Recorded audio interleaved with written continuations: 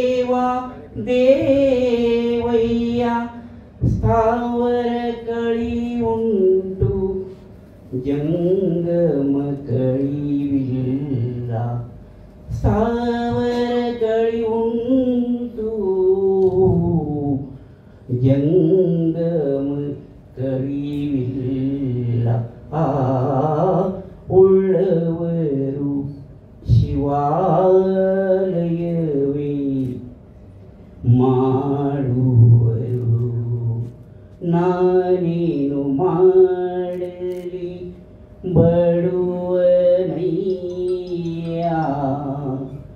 नानेनु माडली बडवनैया पुळवरू शिवालय वे माडूवरू. धन्यवाद.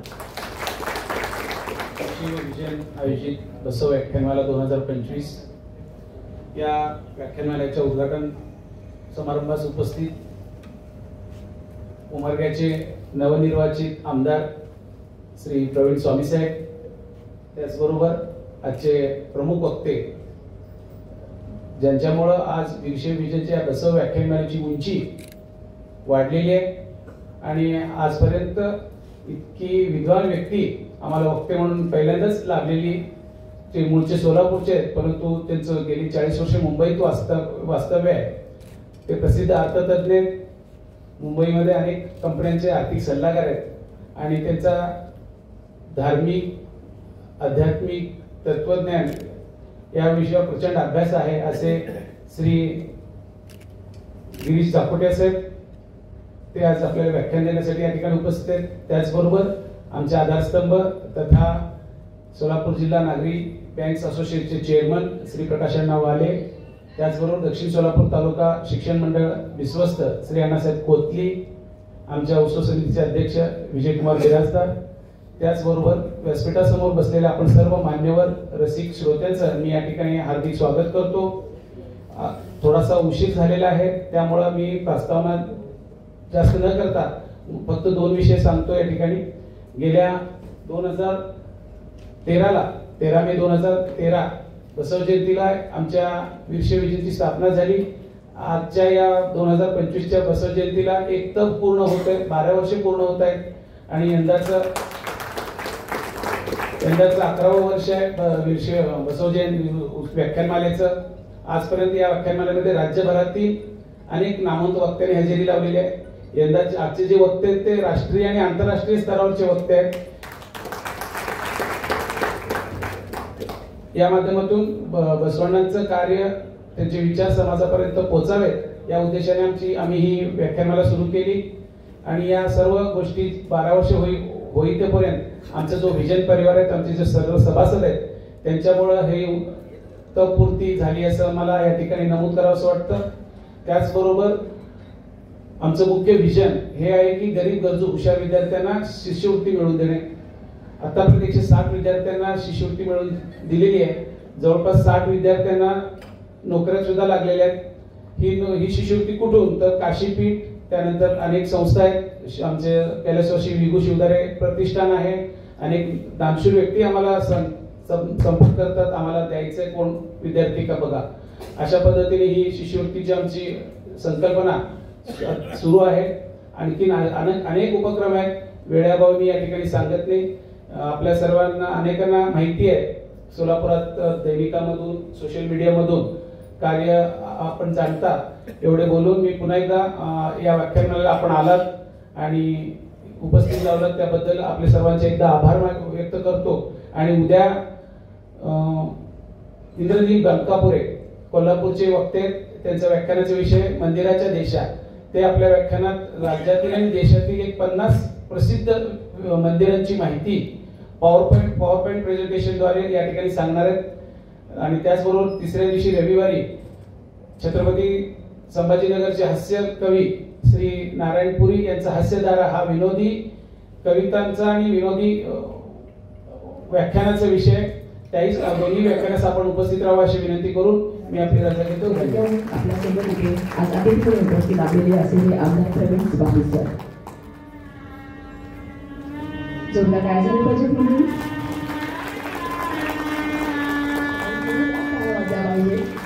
आता तुम्ही व्याख्यान श्री गिरीश जाकोटे अगदी मुंबईतून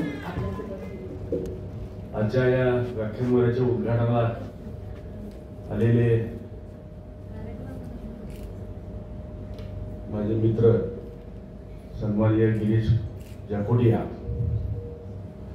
तसेच ज्यांचा कार्यक्रम उद्या आहे परंतु मला जाकोटियावर बसायचे म्हणून आलेले आपले उमरग्याचे आमदार प्रवीण स्वामी साहेब,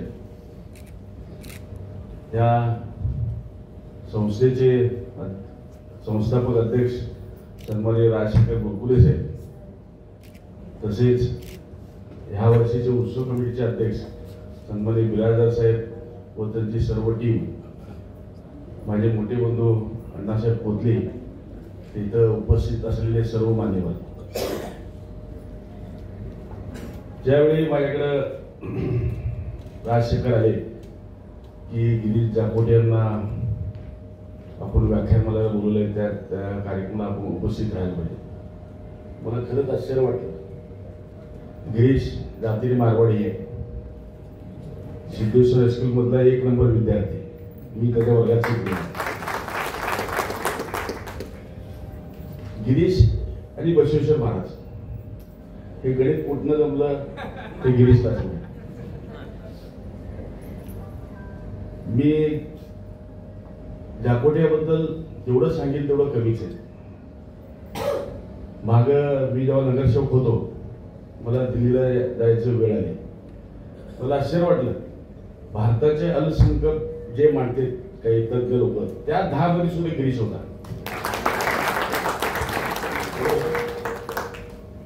असे हे गिरीश आम्हाला भाग्य आहे. माझ्यावर पूर्ण सुद्धा माझे क्लासमेट आहे. आम्ही सगळे 3 जण एकाच वर्गात एकाच शाळेत शिकलेले आहेत. आमचे गुरुजन सुद्धा आलेले आहेत इथं, कोर्तीकर सर, आणि खास गिरीशला भेटायलाच त्यांनी सर आलेले आहेत. आणि इथं उपस्थित असलेले मान्यवर, शेळगीतले काही भागातले लोक आहेत, माझे परिचयचे सर्व ज्येष्ठ मंडळी, प्रतिष्ठित लोक. वीरशैव विजन बद्दल जेवढं बोलावं तेवढं कमीच आहे. आज त्यांचं स्थापना होऊन 12 वर्ष पूर्ण झाले. खरे व्याख्यानमाला चालवून 11 वर्ष झाले. 11 वर्षामध्ये त्यांनी प्रत्येक वेळी काहीतरी नवीन नवीन लोकांसमोर, आपल्या बसव भक्तासमोर काहीतरी नवीन नवीन ठेवण्याचा प्रकार त्यांनी केलेला आहे. खरंच त्यांचे किती कौतुक करावं तेवढं कमीच आहे. वर्षभरात तरी भरपूर कार्यक्रम राबवतात. सांगायला गेले की फार मोठी लिस्ट आहे. तुम्हाला सगळं आता प्रचार माध्यमात तर तुम्हाला माहीत असेल तसं म्हणले, मी काय त्याच्या खोलात जात नाही, परंतु महिन्यात 1-2 कार्यक्रम करतातच. काय तर मोठे मोठे कार्यक्रम असतात. आता विभू सुधारे प्रतिष्ठानबद्दल तरी बोलले, मी त्या प्रतिष्ठानमध्ये आहे. तरी नेहमी येताना असं नाव घेऊन येते की त्यांना नाही म्हणू शकतच नाही. जे आमच्या प्रतिष्ठानमार्फत 11 जणांना आम्ही दरवर्षी शिष्यवृत्ती देतो, ज्याची परिस्थिती नाही त्या माणसासाठी, त्या पोरांसाठी.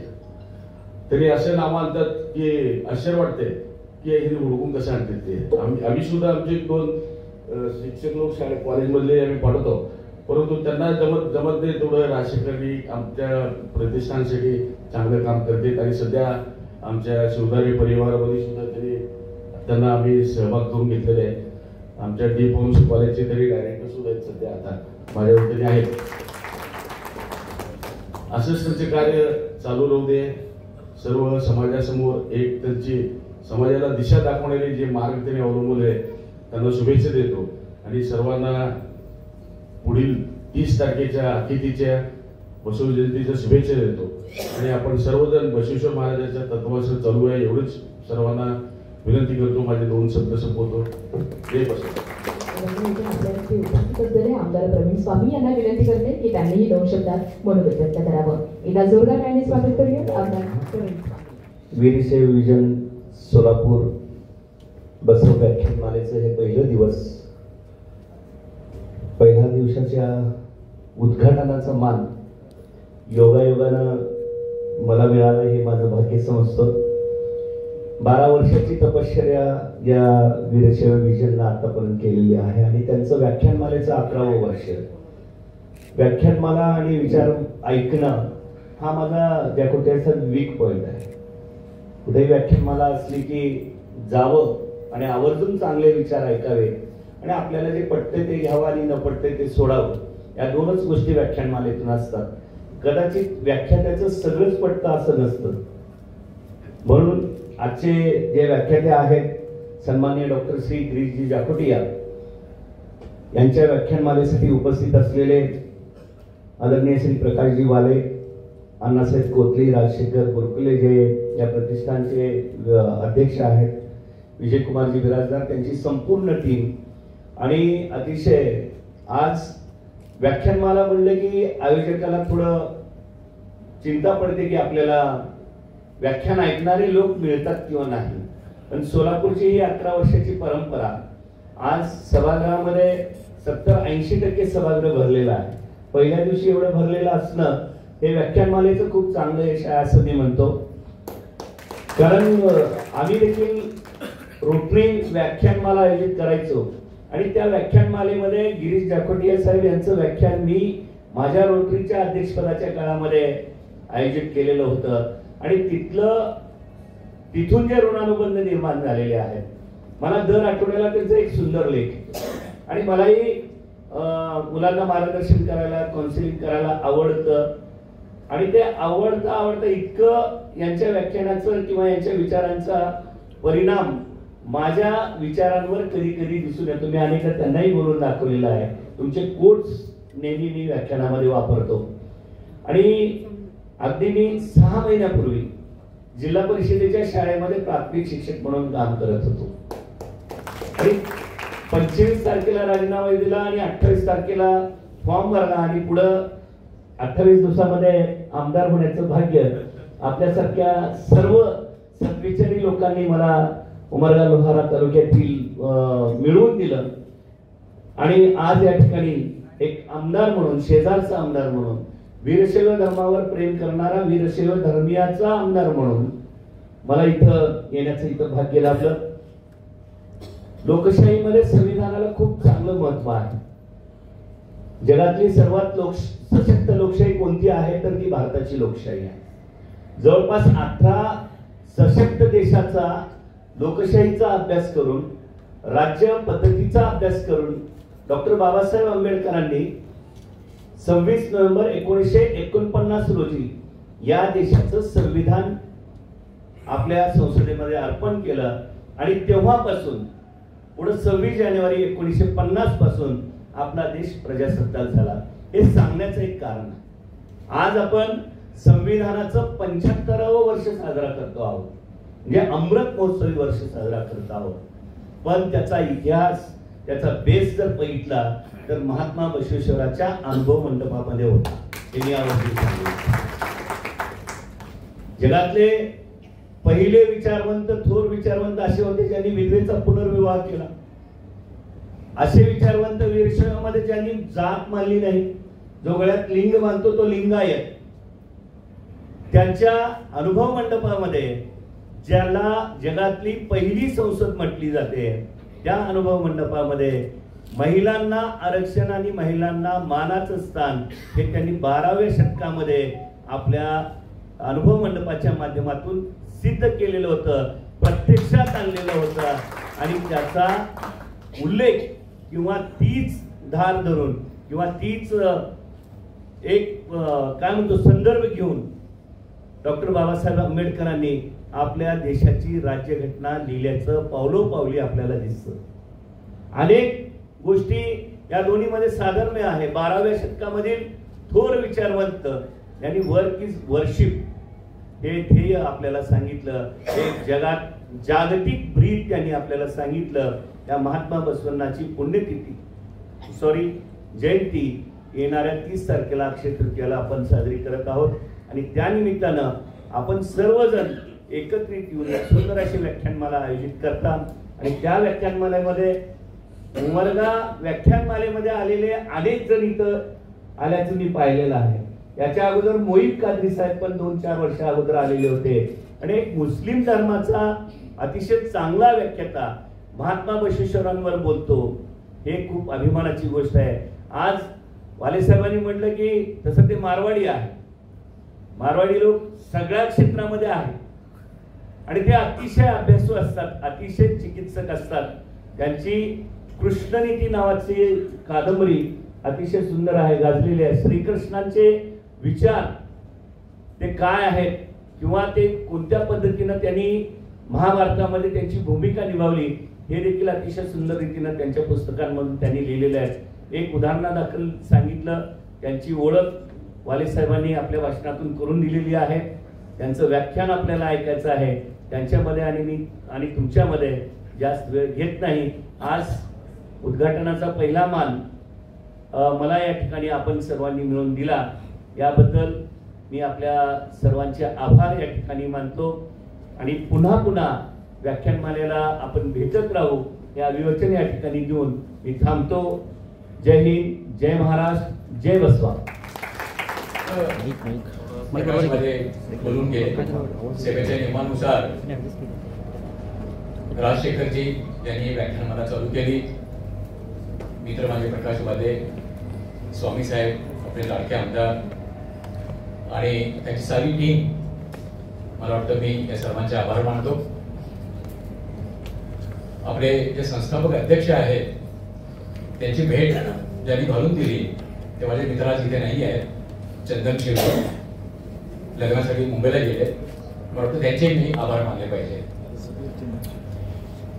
प्रकाशने माझ्या मित्राने सांगितलं, एक मारवाडी माणूस बसवण्णांबद्दल काय बोलणार, का बोलणार. आमचे काही परसेप्शन, आमचे काही विचार असे ठरलेले असतात. पण तुमच्या माहिती करता सांगतो, आता माझं वय 64 चालू आहे. थँक्स टू माय फादर, माझ्या वडिलांना मी धन्यवाद देऊ इच्छितो. मुलांना द्यायचे नसतात, पण आमच्या घरामध्ये हे अशा प्रकारचं वाचन विश्लेषण मी लहानपणापासून बघत आलोय, त्यात भाग घेत आलोय. म्हणजे ही अभिमानाची गोष्ट आहे की 4थी मध्ये असताना त्यावेळी ऋग्वेदाचं हिंदीतलं भाषांतर वडिलांनी मला वाचायला दिलं होतं. आता मुख्य मुद्दा असा की गेली जवळजवळ 25 ते 30 वर्ष मी हिंदुइझमचा अभ्यास करतोय. ट्रूथ ऑफ हिंदुइझम हा माझा ग्रंथही आता काही महिन्यामध्ये येईल. हिंदुइझम आणि हिंदुत्व यामध्ये फरक आहे का, काय आहे, मूळचे हिंदुइझम काय, हा सगळा अभ्यास करताना दक्षिणेतली एक विचारसरणी लिंगायत, लोकायत नाही लिंगायत, हिचा मला अभ्यास करावा लागला. कुडल संगमला जाऊन आलो, 2-3दा गेलो, मन भरलं नाही. तिथे गेल्यानंतर आणि इथे सुद्धा आपले जे सिद्धेश्वर मंदिर आहे, मी लहानपणी शाळेमध्ये असताना माझे वडील मला तिथे नेहमी घेऊन यायचे. त्या मंदिरामध्ये आम्ही अर्धा तास बसायचो. मी वडिलांना बरेच प्रश्न विचारायचो, त्याची ते उत्तर द्यायचे. इतकं सुरेख मंदिर आहे, त्याचा भोवताल सगळा चारी तिन्ही बाजूने तळ, म्हणजे ज्याला आपण म्हणतो एक सुकून मिळतं आहे, एक मनाला असं समाधान मिळतं. हाच अनुभव मला तिथे कुडल संगमावर 3 वेळा आला. हा अभ्यास त्यामुळे मला करावा लागला. म्हणजे योगायोगाने नव्हे, इतकी मोठी विचारसरणी, एक चिंतक, एक समाज सुधारक, ज्याची स्वतःची जातीय बॅकग्राऊंड ही वेगळी आहे असतानाही तो ही सगळी मांडणी करतो, हेच मुळात एक मोठा आश्चर्य आहे. 12व्या शतकात अर्थात 13व्या शतकात संत ज्ञानेश्वर होऊन गेले, 17व्या शतकात संत तुकाराम होऊन गेले, इत्यादी इत्यादी. आणि मग हा चिंतक, विचारवंत, समाज सुधारक एक अशी रचना मांडतो. कोणासाठी? तळागाळातल्या लोकांसाठी, शूद्रांसाठी. आता पहिला मुद्दा मला तुमच्यासमोर मांडायचा आहे की बसवण्णांनी, संत बसवण्णांनी ही जी मांडणी केली आहे 12व्या शतकाच्या आधी इथे काय होतं, हा माझ्या रिसर्चच्या संशोधनाचा भाग आहे. इथे काय होतं आणि इथे जे होतं ते सारं त्यांच्या मांडणीतून कसं पुढे आलं, इथे उल्लेख केला गेला. 3,500 वर्षांपूर्वी, 3,500 वर्ष, ओके, साधारण त्या दरम्यान ज्याला आपण चातुर्वर्ण व्यवस्था म्हणतो, जात पद्धती म्हणतो, तिचं रोपण ते इथं उत्तर भारतामध्ये वैदिक आर्यांनी ते आणलं आणि त्याची सुरुवात झाली. चातुर्वर्ण व्यवस्थेच्या आधी इथली व्यवस्था काय होती ती आपल्याला जाणून घेतली पाहिजे. त्याआधी काय होतं जे आपल्याला संत बसवण्णांच्या विचारधारेतून दिसतं, आणि ते खूप इंटरेस्टिंग आहे, खूप छान आहे, ज्याने आपल्या भारताचा इतिहास, भारताची संस्कृती, भारताची परंपरा घडवली. आज आम्ही 142-143 कोटींचा आम्ही देश आहोत. या इतक्या कोटींमध्ये तुम्ही जर हिशोब केला तर 90% 85 ते 90% बहुजन आहेत आणि या बहुजनांचा हा देश आहे. हा जो देश घडवला गेला, तुम्ही त्याला मग भारतीय उपखंड म्हणा, भारत म्हणा, त्याची जी जडणघडण झाली, ही जडणघडण मुख्यत्वे बहुजनांनी केली आहे, अभिजनांनी नाही. अभिजन म्हणजे त्या चातुर्वर्ण व्यवस्थेतले वरचे वर्ण. आता मी तुम्हाला का सांगतो, त्या चातुर्वर्ण व्यवस्थेच्या आधी आमच्या इथे जवळपास सगळ्या भारतभरामध्ये मातृसत्ताक पद्धती होती. मातेला, स्त्रीला, महिलेला प्रचंड आदर होता. आता बघा ना, नैऋत्य दिशा आपण म्हणतो, नैऋत्य. पण नैऋत्य शब्द कसा आला? हा निवृत्तीवरून आला. निवृत्ती ही त्या काळातली एक महागणनायिका होती. म्हणजे त्यावेळेचे जे गण असायचे त्यांची रचना लोकशाही पद्धतीने असायची. जी लोकशाहीची पद्धती आम्हाला अनुभव मंडपामध्ये दिसते. आणि हे सारे गण जे होते, एखाद्या गणाची प्रमुख एखादी स्त्री असायची, एखादा पुरुष असायचा. म्हणजे बौद्ध धर्मामध्ये सुद्धा गौतम बुद्धानं आपल्या विहारामध्ये त्या विहाराचा प्रमुख ही स्त्री असू शकते, पुरुष असू शकतो. सुरुवातीला गौतम बुद्धाला, ज्यांनी बुद्ध धर्माचा अभ्यास केला असेल ते मान्य करतील, तर गौतमाला सुरुवातीला संकोच होता की आपण विहारांमध्ये मैदान प्रमुख करावं का, साधारणपणे 2500 वर्षांपूर्वी. आता पुन्हा मी त्या मुद्द्याकडे येतो. तर जातपातीच्या रचनेआधी इथे मातृसत्ताक पद्धती होती. मातांना प्रचंड काय म्हणू आपण आदर होता. शेतीवर आम्ही सारे जगायचो आणि मग त्या शेतीच्या अवतीभोवती आमचे कारागीर असायचे. त्या काळामध्ये आम्ही बऱ्याच शास्त्रांचा विकास केला. मग त्यामध्ये कोळ्याचं काम असेल, सुताराचा असेल, बांधकामाचा असेल, सोनाराचा असेल, माळ्याचा असेल, असे सारे शोध बहुजनांनी लावले. आणि सारा भारत जो उपखंड होता, या साऱ्या उपखंडामध्ये एक प्रचंड अशी शांतता होती, समृद्धी होती. आणि हे सगळं आम्हाला केव्हा कळलं? हे सगळं आम्हाला कळलं 1920-1925च्या दरम्यान आम्ही जेव्हा मोहेंजोदडो आणि हरप्पा यांचं उत्खनन केलं. मी जवळजवळ 400 ग्रंथांचा धांडोळा घेतला. भारतामध्ये, भारताबाहेरचे, डीएनएच्या पद्धतीनं, उत्खननाच्या पद्धतीनं, इतिहासाच्या पद्धतीनं, राजकारणाच्या पद्धतीनं, संस्कृतीच्या पद्धतीनं. हे 3,500 वर्षांपूर्वी इथं होतं कोण? आता यावर आता बरेच लेखन होऊ लागलंय, बरेच ग्रंथ येत आहेत. त्यातले काही चांगले उत्तम लेखक तुम्ही ऐकून असाल. धुळ्याचे शरद पाटील, आज ते नाही आहेत. शरद पाटलांचे काही ग्रंथ बघा तुम्ही, साळुंखेचे काही ग्रंथ बघा, संजय सोनवणेचे काही ग्रंथ बघा. आम्ही वाचत नाही, आमचा हा प्रॉब्लेम आहे. आम्ही वाचलं पाहिजे. आता मुद्दा इथं असा येतो की ही सगळी रचना लोकशाहीची होती, स्त्री पुरुष समानतेची होती. आता बसवण्णांनी तुमच्या माझ्या समोर ज्या शंकराला, महादेवाला उपस्थित केलं, हे किती सुंदर आहे बघा. रम्य आहे, सुंदर आहे, आदरणीय आहे. काय? शंकर आणि पार्वती या दोघांचं जोडपं, ज्याला मी अर्धनारी नटेश्वर म्हणतो. हा अर्धनारी नटेश्वर मग कोणी त्याला त्या एका चित्रामध्ये पाहावं, एका रचनेमध्ये पाहावं. आता तुम्हाला माहिती असेल, ख्रिश्चन धर्म, ज्यू किंवा जुडाइझम, ज्यूचा धर्म, इस्लाम, आर्य समाजी लोक, हे सगळे निराकार परमेश्वराला मानतात. साकार नाही, निराकार. म्हणजे वैदिक आर्यांमध्ये 2 प्रकार झाले. एक आजचा जो आर्य समाज आहे, आजचा आर्य समाज हा साकार देवाला मानत नाही. तो श्रीराम महाराज म्हणे, कृष्ण महाराज म्हणे, तो मुळात निराकार देवाला मानतो. आणि दुसऱ्या बाजूला जे स्वतःला सनातनी समजतात, सनातनी धर्मातले, मूळचा वैदिक धर्म किंवा वैदिक विचारधारा, ते सुद्धा जर तुम्ही ऋग्वेदात पाहिलं तर ऋग्वेद, सामवेद, यजुर्वेद आणि अथर्ववेद या 4ही वेदांमध्ये कुठेही काय म्हणू आपण मूर्तीची पूजा नाही. हे पूजा प्रार्थना यज्ञाभोवती करायचे, इंद्राची, अग्नीची, वरुणाची, किंवा आपण त्याला म्हणू मरुताची, सोमाची. हे सगळे वैदिक देव होते आणि यांची ते प्रार्थना करायचे यज्ञाच्या भोवती.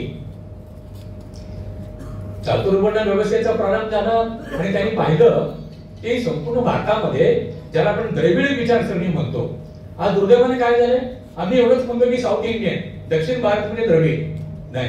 संपूर्ण भारतामध्ये, भारत वर्षामध्ये, म्हणजे तुमच्या माहिती करता मला हे सांगावं लागतंय. मग आजचा पाकिस्तान असेल, अफगाणिस्तान असेल, बांगलादेश असेल, खाली श्रीलंका असेल, म्यानमार किंवा ब्रह्मदेशाचा अर्धा भाग असेल, सगळीकडे द्रविड संस्कृती होती. ज्या संस्कृतीमध्ये स्त्री पुरुष समानता होती, ज्या संस्कृतीमध्ये लोकशाही होती, ज्या संस्कृतीमध्ये राजाचं महत्व नव्हतं, राजा महाराजा बादशहा ही सगळी संस्कृती बाहेरून आलेली आहे. त्यातला किंग, राजा, क्वीन, राजकुमार, प्रिन्स वगैरे वगैरे ही जी देणगी आहे ही आम्हाला युरोपियन लोकांनी दिली आहे. आता मी फार आता त्या भागात जात नाही, कारण आपण खूप आत शिरलो की मग काही वादग्रस्त गोष्टी अशा बाहेर येतात. तर मुद्दा इथं असा आहे, 12व्या शतकामध्ये बसवण्णांनी पाहिलं की शूद्रांना मंदिरामध्ये प्रवेश नाहीये. आणि मग त्या शूद्रांमध्ये कोणी हरळैया असेल, चेन्नैया असेल, रुद्रैया असेल, असे सारे शूद्र. आणि मग त्यांनी सुचवलं, बघा आमच्या मॅनेजमेंटच्या भाषेमध्ये आम्ही यांना क्रिएटिव्हिटी म्हणतो, स्पिरिच्युअल क्रिएटिव्हिटी. स्पिरिच्युअल क्रिएटिव्हिटी त्यातले जे 4-5 अशी जी मोठी नावं आहेत, तर बहुधा मी सांगेन की पहिल्या क्रमांकाचं नाव असेल संत बसवण्णांचं. अगदी आता त्या नजरेने बघा तुम्ही की ज्याला आपण चरलिंग म्हणतो, हा स्थिर किंवा स्थावर लिंग म्हणतो, म्हणजे मंदिरातलं लिंग, तिथे शूद्रांना प्रवेश नाही, बहुजनांना प्रवेश नाही. आणि जे वैदिक ब्राह्मण आहेत, वैदिक पुजारी आहेत, ते आपल्या भोवती आपल्या सोबत एक लिंग घेऊन फिरतात पूजेसाठी, त्याला आपण चरलिंग म्हणतो. मग आता या दोन्ही लिंगांची उपासना जर बहुजन करू शकत नसतील तर आपण काय द्यायचं बहुजनांना? आपण बहुजनांना इष्ट लिंग देऊया. इष्ट. आता थोडासा मध्ये विनोदाचा भाग येईल. मी मुंबईत राहतो, पार्ल्यामध्ये, आणि मुंबईमध्ये रेल्वे लाईनच्या दोन्ही बाजूला इकडे आम्ही ईस्ट आहे म्हणतो, इकडे वेस्ट आहे म्हणतो, आणि मी राहतो पार्ल्यामध्ये. आणि आम्ही तिथे नेहमी गमतीने म्हणतो, आमचं जे पार्ले ईस्ट आहे ना ते ईस्ट आहे, आणि तुम्ही जे वेस्टातले आहात ना ते वेस्ट आहे, इंग्रजीतलं वेस्ट नाही. कारण मला बोरकरी साहेब म्हणाले होते की डॉक्टर विषय गंभीर आहे, पण मध्ये मध्ये थोडे पुसके बाण सोडत जा, थोडा विनोदाचा भाग झाला पाहिजे, पण विषय मोठा आहे, गंभीर आहे. अर्थात हा सगळा विषय लिंगायत विचारधारा जी प्रसादवादी आहे, पदार्थवादी नाही आहे, ही जी विचारधारा आहे तिचा मी खोलाने माझ्या येणाऱ्या ग्रंथामध्ये त्याची मांडणी केलीच आहे. ग्रंथ जेव्हा येईल त्याचं मराठी भाषांतरी झालंय, तुमच्यापर्यंत पोहोचेल. त्यामुळे बसवण्णांनी विचार केला की प्रत्येकाला तो शंकर भेटला पाहिजे. आता बघा ना, गेल्या 3,500-4,000-2,000 वर्षांमध्ये खूप उलतापालती झाल्या वेगवेगळ्या धर्मांमध्ये. मी तुम्हाला जसं म्हटलं की वैदिक आर्य हे मूर्तीपूजा करत नसत, पण द्रविड करतात. द्रविडांची देवळं आहेत, त्यामुळे त्यांनी द्रविडांचे काही देव घेतले, मग त्यामधून शंकराला घेतलं, पार्वतीला घेतलं, गणपतीला घेतलं, कार्तिकेयाला घेतलं, कोणी? वैदिक आर्यांनी. म्हणजे वैदिक आर्यांचा अप्रोच काय होता की आपल्याला पुढे जायचंय. मग पुढे कसं जायचं? आपल्या अवतीभोवती जे संस्कार आहेत, जी संस्कृती आहे, जे देव आहेत, ज्या पूजा पद्धती आहेत, त्या आपण घेऊयात.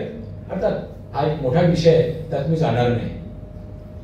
साधारणपणे 7व्या शतकात मक्केजवळ पैगंबर महाराज, प्रेषित पैगंबर मोहम्मद पैगंबर, त्या काळामध्ये अरबांच्या टोळ्यांमध्ये युद्ध व्हायची, मारामाऱ्या व्हायच्या की कोणाचा देव मोठा, तिथे मूर्तीपूजा होती, आणि मग वेगवेगळ्या टोळ्या त्यांच्या हाणामाऱ्या व्हायच्या.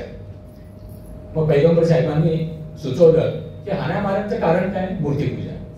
मग मूर्तीपूजा बंद. आणि त्यामुळं अल्लाह जो त्यांचा आहे तो निराकार आहे, तो सर्वत्र आहे. बघा, आणि मग नंतरच्या कालखंडामध्ये साधारणपणे 2,500 वर्षांपूर्वी इथे कोणा कसं आपल्याला जोडता येतं, वृषभनाथ जे जैन धर्माचे, जैन समाजाचे, जैन विचारसरणीचे पहिले चिंतक होते. तर पहिले तीर्थंकर होते, त्यांचं नाव वृषभ. आता माझ्या अभ्यासामध्ये मला कळलं की बसव शब्दाचा अर्थ वृषभ असाही होतो, वृषभनाथ. आता त्या वृषभनाथाच्या पाठीमागं जैनांचे जे पहिले गुरु होते, पाठीमागे नाग दाखवलेला असतो. आपल्यापैकी बऱ्याच जणांना माहिती नसतं हे नाग लोक कोण आहेत, नागांची आपण का पूजा करतो. नागपूर जे शहर आहे हे नागपूर शहर कुठून आलं? त्या काळामध्ये उत्तर भारतामध्ये 5 नागवंशीय सम्राट महापराक्रमी होते. आता तोही भाग वेगळा. पण मग वृषभनाथ पहिले तीर्थंकर. त्यानंतर साधारणपणे 200-300 वर्षांनी सिद्धार्थ गौतम तयार झाला, आणि त्याने बौद्ध धर्माची स्थापना केली. आता त्या धर्मांच्या खोलात मी जात नाही. हे जैन धर्म, बौद्ध धर्म हे दोघेही नास्तिक धर्म आहेत. ईश्वराची संकल्पना ते मानत नाहीत. भलेही आज काही जैन, आज काही बौद्ध हे हिंदू देवतांची पूजा करत असतील, वेगवेगळ्या देवतांची पूजा करत असतील, त्यांनी गौतम बुद्धाला आणि महावीराला जेव्हा वृषभनाथांना देव मानला असेल आणि देव मानूनच त्यांची पूजा करत असतील, ही चर्चा वेगळी. पण हे दोन्ही नास्तिक विचार होते. म्हणजे पृथ्वी ही आपल्या कलाने चालते. हा मुद्दा अत्यंत हुशारीने, हुशारीने शब्द वापरतो मी, बसवांनी टाळला. आणि त्यामुळे बसवांची मांडणी ही प्रासादिक आहे, प्रसादवादी आहे. आपल्या तुम्हाला मलाही भावते. आता बघा ना, कल्पना करा, इथे मी माझा पांढरा भस्म लावलेला आहे. हा पांढरा भस्म मला सांगतो की आपण सारे भस्मीभूत होणार आहोत आपल्या आयुष्याच्या शेवटी. म्हणजे आपल्याला नम्र करणार असं हे जे की इथं आहे त्याचे वेगवेगळे आपण अर्थ काढू शकतो. पांढरा अर्थ आहे, पांढराचा अर्थ काय? पावित्र्य, स्वच्छता, शुभ्रता. किंवा आपण त्याला म्हणू की पांढरा रंग पाहिल्यानंतर आपल्याला वाटतं की इथे काहीतरी चांगलं होणार आहे. म्हणजे मुद्दा इथं असा आहे की पांढरा रंग, पांढरा झेंडा फडकवणं ही पुन्हा युरोपियन कलाकृती आहे. पांढरा झेंडा फडकवणं म्हणजे आम्ही शरण आलेलो आहोत, आम्हाला मारू नका. हा विचार पांढऱ्या रंगाचा त्यांनी आम्हाला दिला, आमचा हा अर्थ नव्हता. म्हणजे बघा आता गुरु, जंगम, लिंग, त्यानंतर कर्तव्य, काम आणि दासोह या 5 तत्वांना मांडून बसवांना आपल्याला सांगतात की या 5 तत्वांना जो मानणारा आहे तो लिंग आहे. मग तो ब्राह्मण असेल, क्षत्रिय असेल, वैश्य असेल, वाणी असेल, शूद्र असेल, ओबीसी असेल, एससी असेल, एसटी असेल, तुम्ही हे मान्य करता? या मार्गाने आपल्याला जायचंय, तुम्ही लिंगायत आहात. त्यामुळं जैन धर्माची निर्मिती, बौद्ध धर्माची निर्मिती, वैदिक धर्माची निर्मिती म्हणा किंवा काही म्हणा, ही सगळी झाली उत्तर भारतात. दक्षिणेनं काय दिलं? दक्षिणेनं भारताला लिंगायत विचारधारा दिली. तुम्ही त्या अर्थाने जरी तुलना केली जे मला माझ्या पुस्तकासाठी करावी लागली, नो प्रॉब्लेम, नो प्रॉब्लेम, मला ती करावी लागली. तुम्ही त्या नजरेनं माझं आज व्याख्यान संपल्यानंतर उद्या परवा जेव्हा तुम्हाला वेळ मिळेल त्या नजरेनं या गोष्टीकडे पहा. आता त्यांच्या 3 प्रमुख शिष्यांनी बरीच वचनं लिहिली. स्वतः बसवांनी आम्हाला काही उत्तम वचनं दिली. मी माझ्या इथे जे संचार वर्तमानपत्र येतं, धर्मराज काळजी माझे क्लासमेट, मी, प्रकाश, आम्ही सगळे एकत्र शिकलेलो. त्यामुळे संचारला दर रविवारी माझा एक लेख असतो. त्यामध्ये मी एकदा बसवण्णांवर लेख लिहिला होता आणि मला असं वाटलं वचन शब्दाचा अर्थ काय? वचन. आता एक लेखक म्हणून मी त्याची एक वेगळी फोड केली. वचन व वंदन, च चंदन आणि न नंदन. वंदन, बसवण्णा पुढे संगम देवा आम्ही तुला वंदन करतो. ओके. वचन. चंदन, तुझ्या तत्वज्ञानाचा जो प्रसार आहे, जो पसार आहे, जो प्रसार आहे, तो चंदनाच्या सुवासासारखा असावा. नंदन, आम्ही सारी तुझी मुलं आहोत. आता पुन्हा मी शंकराकडे येतो. शंकर, महादेव, नीलकंठ. आता आपला कधी कधी गोंधळ होऊ शकतो की इष्टलिंगालाच आम्ही प्रतिकात्मक अशा स्वरूपात शंकर मानतो, त्याला अंगावर धारण करतो, त्याला आपण लिंगायत म्हणतो. हे बरोबर आहे. पण बऱ्याचदा असंही वाटतं की मंदिरातलं जे स्थिरलिंग आहे तिथे जावं, त्याची पूजा करावी. आणि मग त्यात आणखी जर ते लिंग जागृत असेल, उज्जैनचं असेल, इंदोरचं असेल, किंवा तिकडे गुजरातीच्या सौराष्ट्रातलं असेल, ज्योतिर्लिंग जे आहे, आमच्यापैकी बऱ्याच जणांना वाटतं ना की साऱ्या ज्योतिर्लिंगाचं दर्शन करावं म्हणजे आयुष्याची इतिश्री होते. असे वेगवेगळे विचार नंतर प्रसवत गेले. पण त्याचा जो मूळ गाभा होता म्हणजे तत्वज्ञानाच्या भाषेमध्ये आपण त्याला म्हणूया सुपर कॉन्शियसनेस. म्हणजे काय? तुमच्या जी ऊर्जा आहे, तुमच्या जे तेज आहे, आपण ऊर्जा म्हणूया. सुपर कॉन्शियसनेस, तीच ऊर्जा माझ्यामध्ये आहे. ती ऊर्जा इथे सगळी भरवून राहिलेली आहे. आणि त्यामुळं मानवता हाच एक धर्म. धर्मांची निर्मिती, धर्मांमधल्या लढाया बघा ना, इस्लाममध्ये शिया आणि सुन्नी यांची भांडणं होतात. आता युरोपियन युनियन मध्ये 28 देश आहेत, पण या सगळ्या 28 देशांमध्ये आधीमध्ये कुरबुरी होता. आता साधी गोष्ट, युक्रेन आणि रशिया दोन्ही ख्रिश्चन देश आहेत. कॅथलिक आहेत की प्रोटेस्टंट आहेत हे माहिती नाही, पण त्याच्यामध्ये गेली 3 वर्ष युद्ध चालूच आहे. म्हणजे एखाद्या अमुक धर्माने प्रचंड शांती नांदते आहे हजारो वर्षांसाठी, असं कुठं दिसत नाही. ज्याला मी अब्राहमी धर्म म्हणतो. अब्राहम आणि इब्राहिम मुसलमानांचा, अब्राहम ख्रिश्चनांचा. जेरुसलेम जी नगरी आहे तिथून हे 3 धर्म बाहेर आले. म्हणजे आधी जुडायझम, नंतर ख्रिश्चॅनिटी आणि 7व्या शतकात इस्लाम. या सगळ्या पार्श्वभूमीवर 12व्या शतकामध्ये आम्हाला बसवांना सांगतात, काय सांगतात बसवांना? आम्हाला बसवांना सांगतात शरण शरणार्थी. शरण असेल, शरणी असेल, मग त्यामध्ये शिवयोगिनी असेल, शिवयोगी असेल, ही सगळी मांडणी बघा हा कशी लॉजिकल आहे, सुंदर आहे. आणि मग तिथे ते सांगतात अनुभव मंडपामध्ये बसा, चर्चा करा, वादविवाद करा, त्यातून काहीतरी नवं येऊ दे. गौतम बुद्धानं आपल्या शिष्याने हेच सांगितलं. गौतम बुद्ध असं म्हणाला नाही मी सांगतो तेच अंतिम, मी सांगतो तेवढंच फक्त मानायचं, त्यात बदल नाही करायचा, असं नाही म्हणाले गौतम. सिद्धार्थ गौतमानं सांगितलं मी जे विचार मानतोय त्यांचा अभ्यास करा, त्यात ते चुकीचं असेल मला सांगा. बघा हा सुद्धा लोकशाही मार्गाने जाणारा विचार, ही मांडणी. तर तुमच्यापैकी किती जणांनी, मुद्दामून विचारतोय, किती जणांनी वेदांकडे पाहिलं असेल, वेदांचा अभ्यास केला असेल, घरी वेद आणले असतील? हे माझं लेक्चर संपल्यानंतर ती माझी तुम्हाला विनंती आहे की तुम्ही किमान त्यातला ऋग्वेद पाहावा, ऋग्वेदाचा विचार करावा, तपासावा आणि मग पुन्हा बसवण्णांकडे यावं. बसवण्णांनी आपल्या तत्वज्ञानामध्ये काय सांगितलं? म्हणाले की यज्ञाची गरज नाही, जाती व्यवस्था ही वाईट आहे, इथे कुठली जात नाही, सारे लिंगायत आहे. बरोबर, जो या गोष्टी मानतो तो लिंग आहे. आणि मग पुढे महत्वाचं काय बोलले?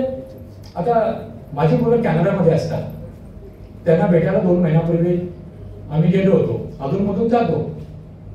कॅनडा असेल, युरोप असेल, अमेरिका असेल किंवा खाली छोटा देश आहे व्हिएतनाम, आपल्यापेक्षा खूप छोटा आहे, कंबोडिया असेल, थायलंड असेल, एक फक्त भारत सोडला ना, सॉरी मी बोलतोय तुम्हाला वाईट वाटेल, एक भारत सोडला तर भारताबाहेरच्या बहुतेक देशांमधल्या नद्या या अत्यंत सुंदर आणि स्वच्छ आहेत, स्वच्छ आहेत. म्हणजे गंगेत डुबकी मारल्यामुळे माझे सगळे पाप नाहीसे होतात. असं जर असेल मग न्यायालयाची काय गरज आहे, न्यायमूर्तीची काय गरज आहे, कायद्याची काय गरज आहे, पोलीस चौकीची काय गरज आहे? म्हणजे तिथे डुबकी मारले सगळे माझे पाप गेले, म्हणजे मी पुन्हा नवीन पाप करायला मोकळा झालो? हे कुठं तत्वज्ञान नाही, हे नाही मान्य. हे कोणाचंही असेल, हा गंगेबद्दल आदर आहे, यमुनेबद्दल आहे, नर्मदेबद्दल आहे, गोदावरीबद्दल आहे, कावेरीबद्दल आहे, कृष्णेबद्दल आहे, सगळ्या नद्यांबद्दल आदर आहे. आम्ही लहानपणी आंघोळ करताना 5, 10, 15 नद्यांची नावं घ्यायचो. माझी आई घ्यायची, माझी आजी नद्यांची नावं घ्यायची. सगळ्या नद्या आमच्यासाठी आदरणीय आहे, पण त्या स्वच्छ नाही आहेत ना, नाही आहेत स्वच्छता. आम्ही त्यांचं काय सगळं काय करून ठेवलंय. आणि म्हणून बसवांना सांगता की अमुक नदीमध्ये स्नान करणं आणि त्यातून काहीतरी एक वेगळा विचार आणणं काही गरज नाहीये. अगदी म्हणजे मग येतात कुठं बसवांना? अगदी जवळ येतात, ज्याला आम्ही म्हणतो मानस पूजा.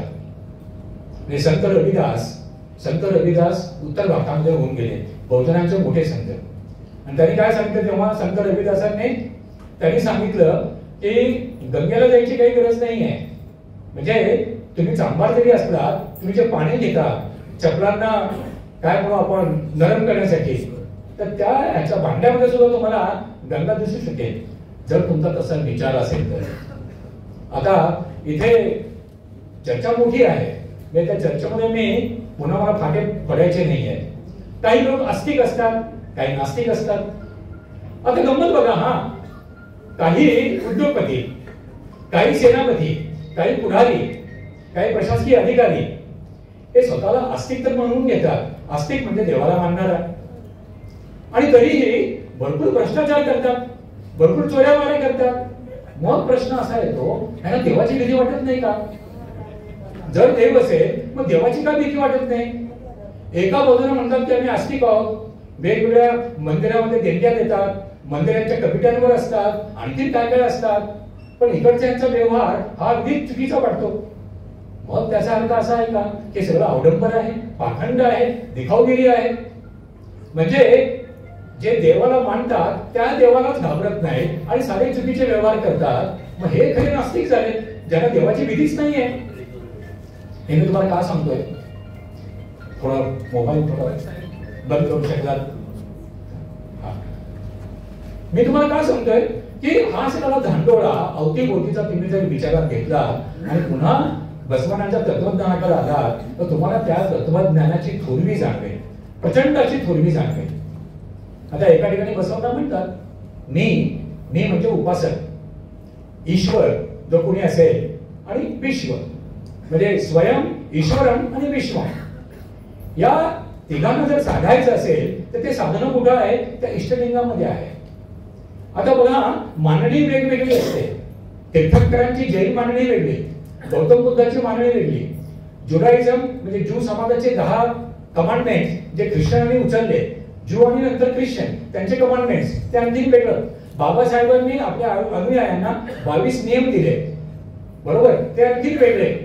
पण इतका सगळा फापड पसारा आपल्या अवतीभोवती जपण्याऐवजी बसवण्णांनी एक अत्यंत सोपी अशी रचना आपल्या समोर मांडली. कुठल्याही मंदिरात जायची गरज नाही. इष्टलिंग असेल त्या शंकराची उपासना करा मनानं.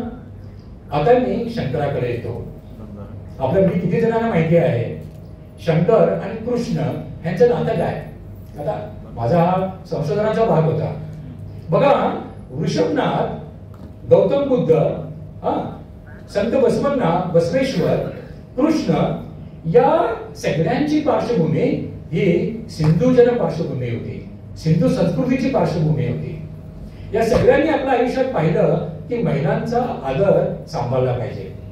कृष्ण ज्या लढाया लढला त्या लढ्यामध्ये आधी देवकीसाठी लढला, देवकीसाठी कंसाला मारलं, बरोबर. त्यानंतर द्रौपदीसाठी महाभयंकर युद्ध झालं. ह्याचा अर्थ काय की या सगळ्या ज्या विचारधारा आहेत या विचारधारांना आपण जर जवळ आणलं, एकत्र आणलं तर आपल्याला दिसतं की अरे चातुर्वर्ण व्यवस्थेपूर्वी जो भारत होता, जो भारतीय उपखंड होता, जी विचारसरणी होती, तीच विचारसरणी अत्यंत सोप्या पद्धतीने बसवण्णा आपल्या समोर मांडतायत. आता मी 21व्या शतकाकडे येण्यापूर्वी मी पुन्हा शंकराकडे येतो. माझ्यासाठी शंकर कोण आहे? आम्ही त्याला महादेव म्हणतो. महादेव, देवांचा देव. पुराणामध्ये तुम्ही वाचलं असेल, ऐकलं असेल, जेव्हा देवांना म्हणजे इमळवी म्हणे विष्णूला प्रश्नाचं उत्तर सापडलं नाही, सगळे शेवटी यायचे महादेवाकडे, शंकराकडे, शंभूकडे, महेशाकडे यायचे, बसायचे आणि हा शंकर उत्तर देऊन टाकायचा. माझं विश्लेषण असं सांगतं, साधारणपणे त्या काळामध्ये चातुर्वर्ण व्यवस्थेपूर्वी आमच्याकडे वेगवेगळी विद्यापीठं होती, खूप संशोधन केले जायचं आणि या सगळ्या संशोधनाचं जे प्रमुखत्व आहे ते शंकराकडे होतं. शंकराचे गण म्हणजे त्याचे लोक, त्याचे अनुयायी हे सगळे वेगवेगळ्या प्रकारचे संशोधन करायचे. पहिला योगी, महायोगी महादेव ज्याने आम्हाला ओम नमः शिवाय हा एक साधा मंत्र दिला. आपण तो म्हणावा, ऐकवावा आणि त्यातली ऊर्जा घ्यावी, इतका तो सुंदर असा साधा, अगदी साधा असा मंत्र आहे. पण मग मी आणखी पुढे जातो, हा शंकर मग आणखी काय करायचा? ह्याला मी भोलेनाथ का म्हणायचो, भोळा शंकर का म्हणायचो? तर शंकरानं आपलं ज्ञान, आपली ऊर्जा, आपलं तत्वज्ञान हे सारं काही देताना कुठल्याही प्रकारचा भेदाभेद केला नाही. आता तुम्हाला एक अत्यंत महत्वाची गोष्ट सांगतोय मी. इथून गेल्यानंतर तुम्ही गुगलवर पाहू शकता, ऋग्वेदात पाहू शकता. आणखीन असे बरेच लेखक होऊन गेले. सुर आणि असुर 2 शब्द आहे, बरोबर. असुर म्हणजे कोण? राक्षस, दैत्य. नाही, हा तर गोंधळ झालेला आहे. हे मुद्दामून सांगतोय. हे मी पुराव्यानिशी सांगतोय, हवेतल्या गप्पा मारत नाहीये. सुर असुर, असुर हा शब्द असुरियन मधून झाला. असुरियन हा जो असुर आणि असुरियन शब्द आहे, ऋग्वेदाच्या प्रारंभी, ऋग्वेदाच्या सुरुवातीच्या पानांमध्ये इंद्राचा उल्लेख असुर म्हणून आहे, अग्नीचा उल्लेख असुर म्हणून आहे, सोमाचा उल्लेख असुर म्हणून आहे, वरुणाचा उल्लेख असुर म्हणून आहे. असुर शब्दाचा मूळ अर्थ काय? असुर शब्दाचा मूळ अर्थ जो महापराक्रमी आहे, महाबली आहे. नंतर मात्र या सगळ्या मांडणीमध्ये दबाडी केली गेली आणि असं दाखवलं गेलं असुर म्हणजे दैत्य, जे इथले सारे भूमिपुत्र होते. असुर म्हणजे दैत्य, द्रविड म्हणजे दैत्य राक्षस आणि सुर म्हणजे देव. आम्हाला फक्त एवढंच माहिती असतं का आम्ही वाचत नाही. म्हणजे बघा, असुर म्हणा, सुर म्हणा, आर्य म्हणा, द्रविड म्हणा, असा कुठलाही भेदाभेद न करता शंकर, त्याचे गण, त्याचे अनुयायी आपलं साधं नॉलेज, आपली सारी विद्वत्ता प्रत्येकाला द्यायचे. म्हणजे त्या शंकराची उपासना का करायची, इष्टदेवातून का करायची, तर याच्या पाठीमागची विचारधारा अशी आहे. आणि त्यामुळं आपण जेव्हा प्रत्येक वचन पाहतो त्याचा अर्थ आपण काढायचा प्रयत्न करतो. तो बसवांनांचं जे वचन असेल, त्यांच्या शिष्यांचं असेल, आम्हाला ही बॅकग्राऊंड जी सगळी आहे पार्श्वभूमी ती आम्ही डोक्यात ठेवली पाहिजे. आता एक प्रश्न असा होतो, 21व्या शतकामध्ये बसवनांचं तत्वज्ञान कसं बसतं, कुठे बसतं? कारण माझ्या विषयाचं टायटलच ते आहे. मी एक पुस्तक लिहिलं मध्ये, इकॉनॉमिक्स ऑफ सर्व्हायव्हल, जे ग्लोबल इकॉनॉमिक्सवर आहे आणि मणिपाल विद्यापीठानं त्याचं प्रकाशन केलं. त्यात मला बऱ्याच देशांचा अभ्यास करावा लागला आणि अभ्यास करता करता करता करता माझी एक विचारधारा झाली आणि त्या विचारधारेच्या सोबतीनं बसवनांचं तत्वज्ञान होतच होतं. आता मी जर एक प्रश्न तुमच्यासमोर मांडला की प्रगल्भ, समृद्ध, अगदी सुंदर असा समाज कुठला, कुठल्या समाजाला म्हणावा? असा समाज कुठला आहे की जो प्रबुद्ध आहे, प्रगल्भ आहे, तो संपन्न आहे, असा कुठला समाज? मग तो लिंगायत समाज आहे की माहेश्वरी आहे, ब्राह्मण आहे की क्षत्रिय आहे, कुठला समाज आहे? अशा प्रगल्भ समाजाची व्याख्या काय? या व्याख्येचा मी प्रयत्न केला आणि या प्रयत्नांमध्ये मला जाणवलं की अरे, हे वेगळ्या प्रकारे बसवांना सांगून जातात. मग प्रगल्भ समाज कोणाला म्हणावं? 21व्या शतकामध्ये जो समाज, ज्या समाजातले लोक 4 गोष्टींवर समांतरपणे काम करतात. पहिली गोष्ट आमचं कौशल्य, आमची बुद्धिमत्ता, म्हणजे अर्थार्जन महत्वाचं. आणि त्यासाठी बसवांना सांगतात की जिथे जिथे म्हणून अवडंबर आहे ते टाळा, विनाकारण खर्च करू नका. आता माझी बायको चित्पावन ब्राह्मण आहे, मी माहेश्वरी आहे, माझी बायको चित्पावन आहे.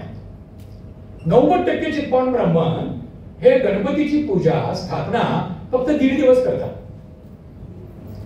ज्या गणपतीला बहुतेक ब्राह्मण समाज आपलं आदिदैवत मानतात, आद्य दैवत मानतात, त्याच्या पूजेशिवाय काही प्रारंभ होत नाही.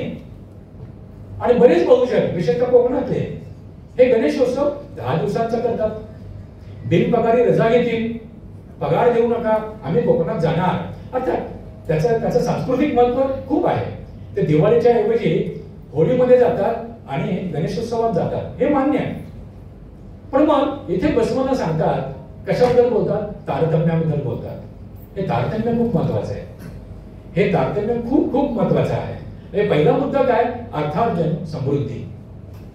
बघा ना, गेल्या साधारण 30 वर्षामध्ये भारताचा प्रवास कुठून कुठे झाला. 1990-91 मध्ये मनमोहन सिंग आणि नरसिंहराव त्यांनी आपली अर्थव्यवस्था खुली केली, ओपन केली. आणि आज आपण कुठं आहोत? ठीक आहे, समस्या बऱ्याच आहेत, पण आज सारं जग आपली दखल घेतं. तुम्ही भारताबाहेर कुठेही गेलात, आपली दखल घेतं. त्याचं कारण काय? आमची आर्थिक समृद्धी.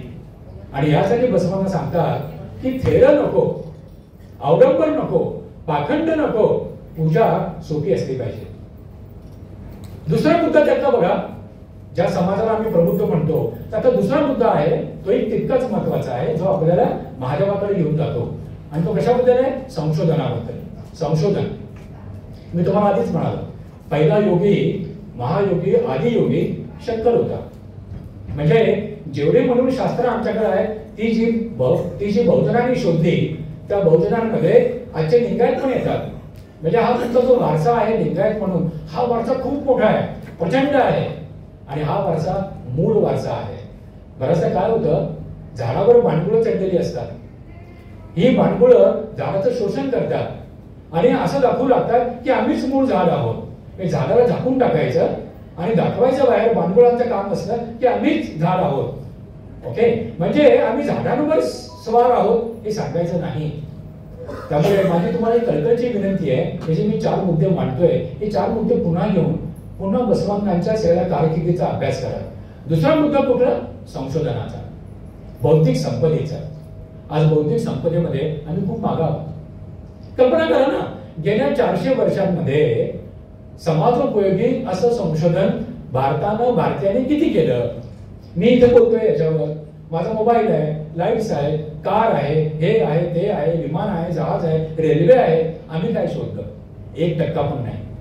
काही शोध केले आम्ही? 1% सुद्धा नाही. कारण काय? आम्ही अवडंबरामध्ये अडकलो, अंधश्रद्धांमध्ये अडकलो.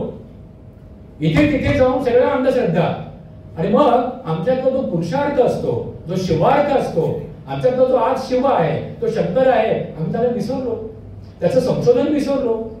त्यांनी जे संशोधन करून ठेवलंय इतकं मोठं. आणि म्हणून मी शंकराला माझ्या लेखनामध्ये नेहमी म्हणतो की हा महावैज्ञानिक, वैज्ञानिकांचा वैज्ञानिक. हे संत बसवण्णांना माहिती होतं आणि म्हणून त्यांनी अशी प्रासादिक रचना केली. पदार्थवादी नाही, पदार्थवादी म्हणजे लोकायत, म्हणजे नास्तिक रचना. लोकायत म्हणजे नास्तिक, अर्थात ती चर्चा वेगळी. पण मग बसवण्णा आम्हाला धरून ठेवतात त्या लिंगाभोवती, त्या शंकराभोवती. आणि आम्हाला सांगतात की आम्हाला असा महावैज्ञानिक म्हणून गरजेचं आहे. मी सिद्धेश्वर हायस्कूलचा विद्यार्थी, तिथे मी 8वीला गेलो. आणि मग मी तिथे असं वाचलं, काय कवे कैलास. आता काय कवे कैलास उच्चार वेगवेगळे होऊ शकतात, कारण हा सगळा अभ्यास करताना मी बेळगावला गेलो, धारवाडला गेलो, म्हैसूरला गेलो, बेंगलोरला गेलो, आणि बऱ्याच ठिकाणी गेलो. वेगवेगळ्या कानडी विद्यापीठातल्या, ज्याला आपण काय म्हणू, तत्वज्ञान, इतिहास, संस्कृत, कन्नड या भाषेच्या प्राध्यापकांना भेटलो. त्यांचे वेगवेगळे इंटरप्रिटेशन्स मी पाहिले. आणि मला आनंदाची बाब तुम्हाला सांगायची वाटते की हे 4ही मुद्दे मला त्या तत्वज्ञानात दिसू लागले. आता तिसरा भाग कुठला? तिसरा भाग जो जोरकसपणे बसवण्णांनी मांडला, आणि तो आहे सामाजिक समतेचा. सामाजिक समता, समरसता नाही. ज्यांना समरसता शब्द माहिती असते, मी कशाबद्दल बोलतोय त्यांनी ओळखलं असेल. समता महत्वाची, इक्विटी अँड इक्वॅलिटी. आम्हाला काय वाटतं, फ्रान्सच्या राज्यक्रांतीमध्ये फ्रान्स, स्वातंत्र्य, समता, न्याय हे सगळं मांडलं गेलं. अरे त्यांनी मांडलं बरोबर आहे, पण हे आमच्याकडे होतं. आमच्याकडे 3,500 वर्षांपूर्वी होतं.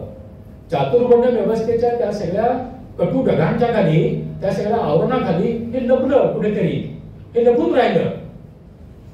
म्हणजे तिसरा जो मुद्दा आहे सामाजिक न्यायाचा, सामाजिक समतेचा, हा खूप मोठा मुद्दा आहे. आणि त्यासाठी त्यांनी रचना केली अनुभव मंडपाची. इथे येऊन चर्चा करा. ओके, आता बघा ना, या चर्चेमध्ये सुद्धा ते सांगतात इथे महिला येऊ शकतात, पुरुष येऊ शकतात, तुम्ही चर्चा करा.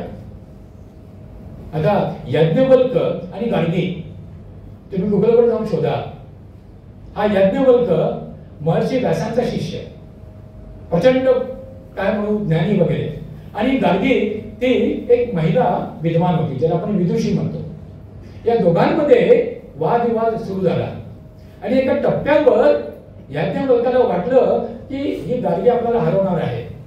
मग त्याचा पुरुषी अहंकार बाहेर आला आणि तो गार्गीला म्हणतो, याज्ञवल्क यांनी मनाचं म्हणत नाही, हे सगळे लिहिलेलं आहे. तो म्हणतो गार्गीला, याच्या पुढे जर तू आणखीन बोललीस मी तुला शाप देईन, तुझ्या डोक्याची इतकी शकलं होतील. पुन्हा अंधश्रद्धा, पुन्हा अंधश्रद्धा. या सगळ्या अंधश्रद्धांना बसवण्याने विरोध केला, अवडंबराला विरोध केला, पाखंडाला विरोध केला. म्हणजे विदर्भामध्ये शेतकऱ्यांच्या आत्महत्या होतात. शेतकऱ्याच्या घरी त्याच्या मुलांना खायला काही नसतं, पण 12वा 13वा 14वा करण्यासाठी तो कर्ज घेतो, आपल्या शेतीच्या तुकड्याची विक्री करतो, पैसे उभे करतो आणि त्या पुरोहिताला दक्षिणा देतो. हा बाबा 12वा कर, 13वा कर, 14वा कर. काही गरज नाही आहे. तुमच्या ज्या भावना आहेत त्या भावना महत्वाच्या. म्हणजे कधी कधी काय होतं, मी अशी काही उदाहरणं पाहिली आहेत. बाप जिवंत असताना त्याला संपूर्ण आदर नाही द्यायचा, त्याचं ऐकायचं नाही. बापाचं, आजोबाचं, आईचं, आजीचं. गेल्यानंतर मात्र 12वा करायचा, 13वा करायचा. 1000, 2000, 3000 लोकांना जेवायला बोलवायचं. रोज वेगवेगळी पंचपक्वान्न करायची. हा सगळा पाखंडाचा भाग, हा सगळा भाग होता चातुर्वर्ण्य व्यवस्थेचा. त्यातलं पाखंड बसवण्णांनी ओळखलं. मी स्वतः ब्राह्मण असून ब्राह्मण शब्दाचा खरा अर्थ काय की ज्याने खरोखरीने त्या सुपर कॉन्शियसनेसला जाणलं, ओळखलं. ओके, हे सुपर कॉन्शियसनेस तुमच्यातलं माझ्यातलं एकच आहे. आता तुमच्यापैकी काही जणांना माहिती असेल, राष्ट्रीय स्वयंसेवक संघातले एक मोठे विचारवंत होऊन गेले आणि त्यांचं नाव होतं दीनदयाळ उपाध्याय. दीनदयाळ उपाध्यायांनी जी मांडणी केली त्यांची एकात्म मानववादाची, एकात्म मानववाद. म्हणजे तुम्ही मी आम्ही सगळे एकच आहोत, एकत्र आहोत. पण ही सगळी मांडणी आधीच केली गेलेली होती, जी 12व्या शतकामध्ये बसवण्णांनी केली. भगवद्गीतेमध्ये एका अध्यायामध्ये सांख्याचे विचार येतात.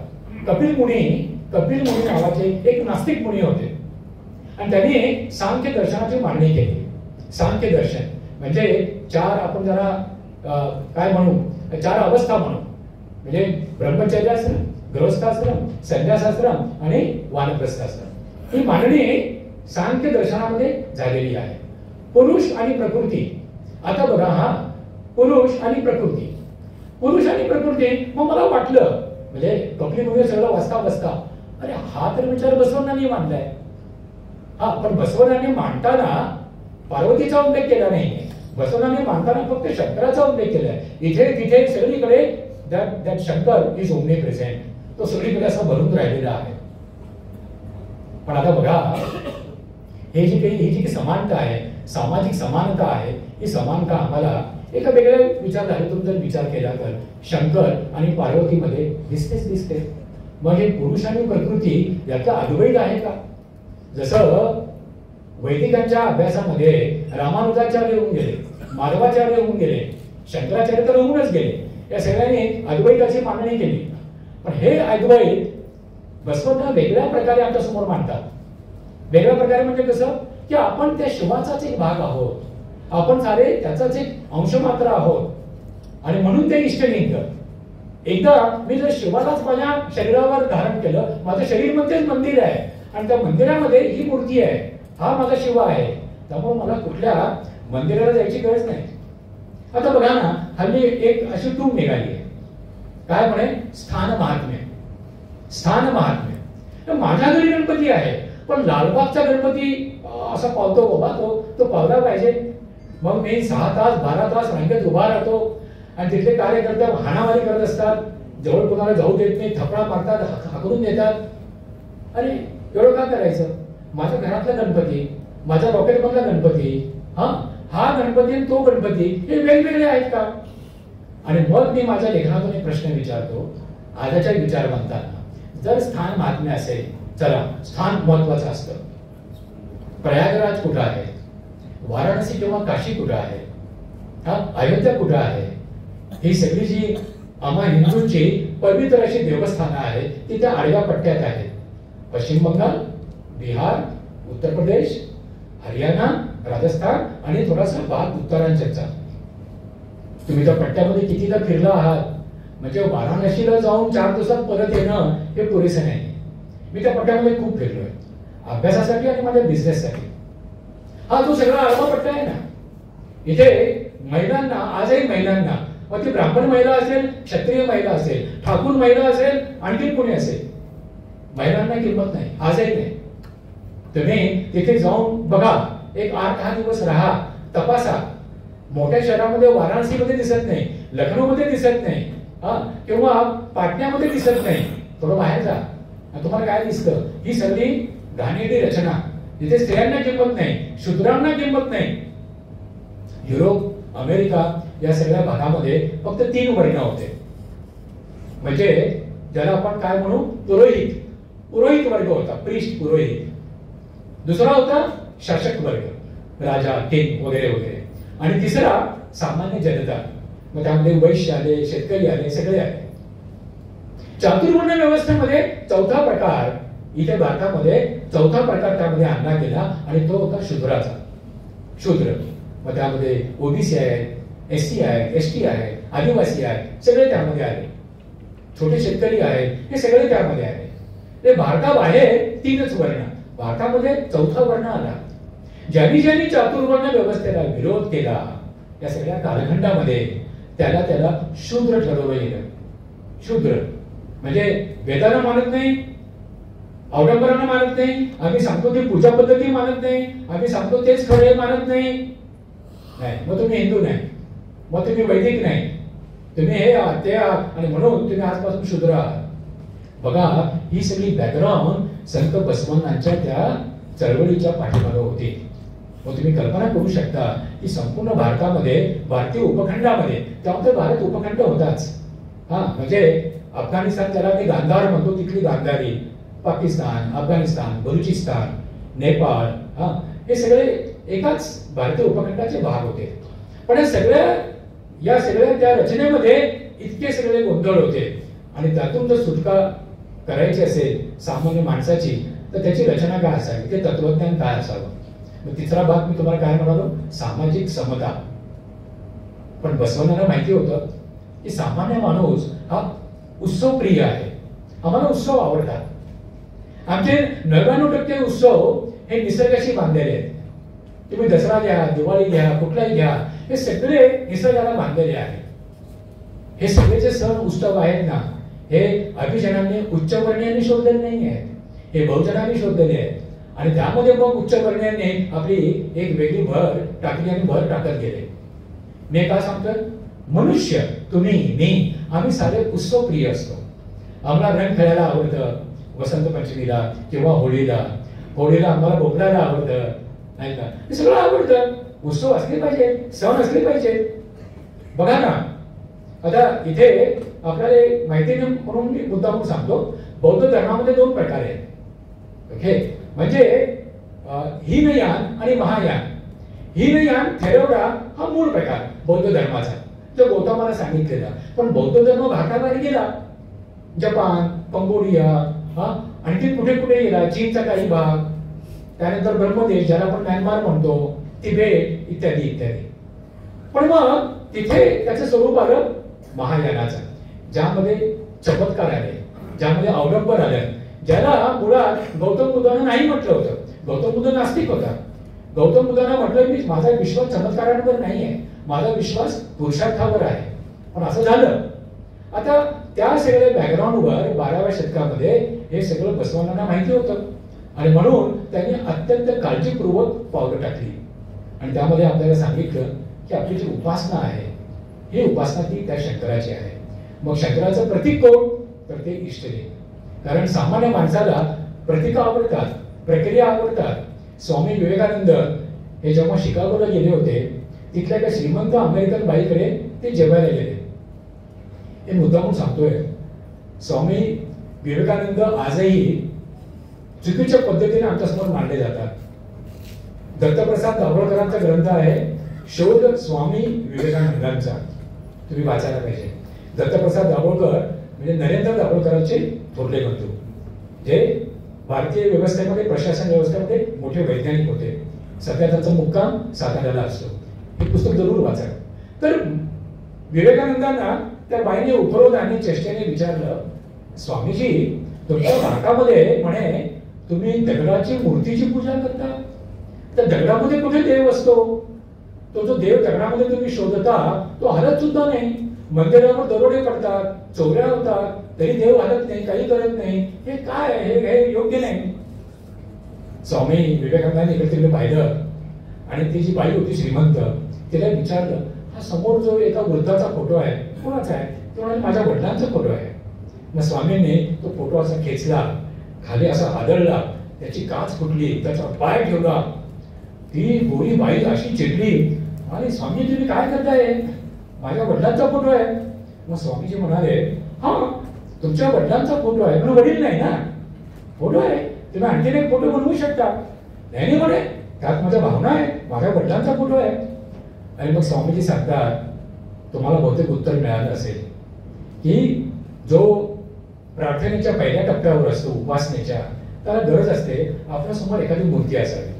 मूर्ती असेल किंवा स्त्रीलिंग असेल मंदिरातलं, आपल्यासमोर मोठं लिंग असावं, किंवा तो शंकर जो आहे तो शंकर असा एका मूर्तीमध्ये बसलेला आहे कैलासातला, असं असावं. म्हणजे पूजा करणं सोपं जातं बाबा, समोर मूर्ती असली पाहिजे.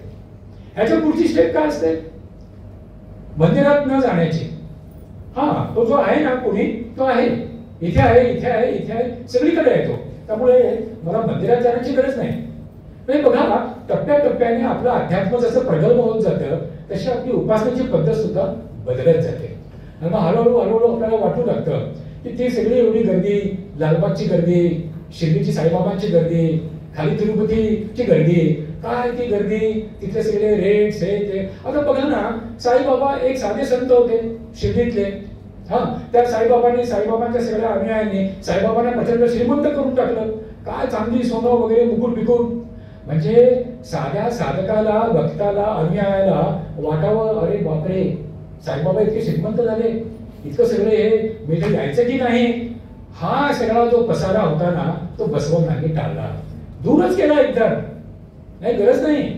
म्हणजे मी माझ्या बऱ्याच दलित मित्रांना सांगत असतो, तुमचा एवढा हट्ट काय आहे की उच्च वर्णियांसोबत आपण बसलं पाहिजे, तसं जेवलं पाहिजे, लग्नामध्ये आपण तसेच कपडे केले पाहिजे, हा, राजपूतवाला कपडे असले पाहिजेत, इथे अशी ती टोपी, इथे तू काय म्हणतात सुरी, लिंबू बिंबू लावलेलं, म्हणजे मी राजपूत दिसलो पाहिजे. हा, मी कोणी दलित असेल, मागासवर्गीय असेल, पण लग्नामध्ये मी राजपूत दिसलो पाहिजे. अरे काय बोलटपणा आहे, काय गरज आहे? तुम्ही स्वतःला शोधा, तुमची संस्कृती बाहेर काढा.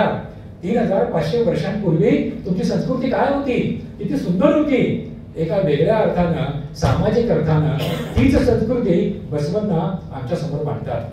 आणि त्याचा चौथा भाग जो आनंदाचा आहे, सांस्कृतिक आनंदाचा आहे, त्याला सुद्धा बसवण्णा नाही म्हणत नाही. तर त्याचं म्हणणं काय, तुम्ही सगळे एकत्र या, चर्चा करा. हा, आणि चर्चा करता करता त्या शंकराची प्रार्थना करा. तुमच्यापैकी किती जणांना माहिती आहे, केरळमध्ये 2 व्यक्तिमत्व अत्यंत लोकप्रिय आहे. एक बळीराजा, महाबली.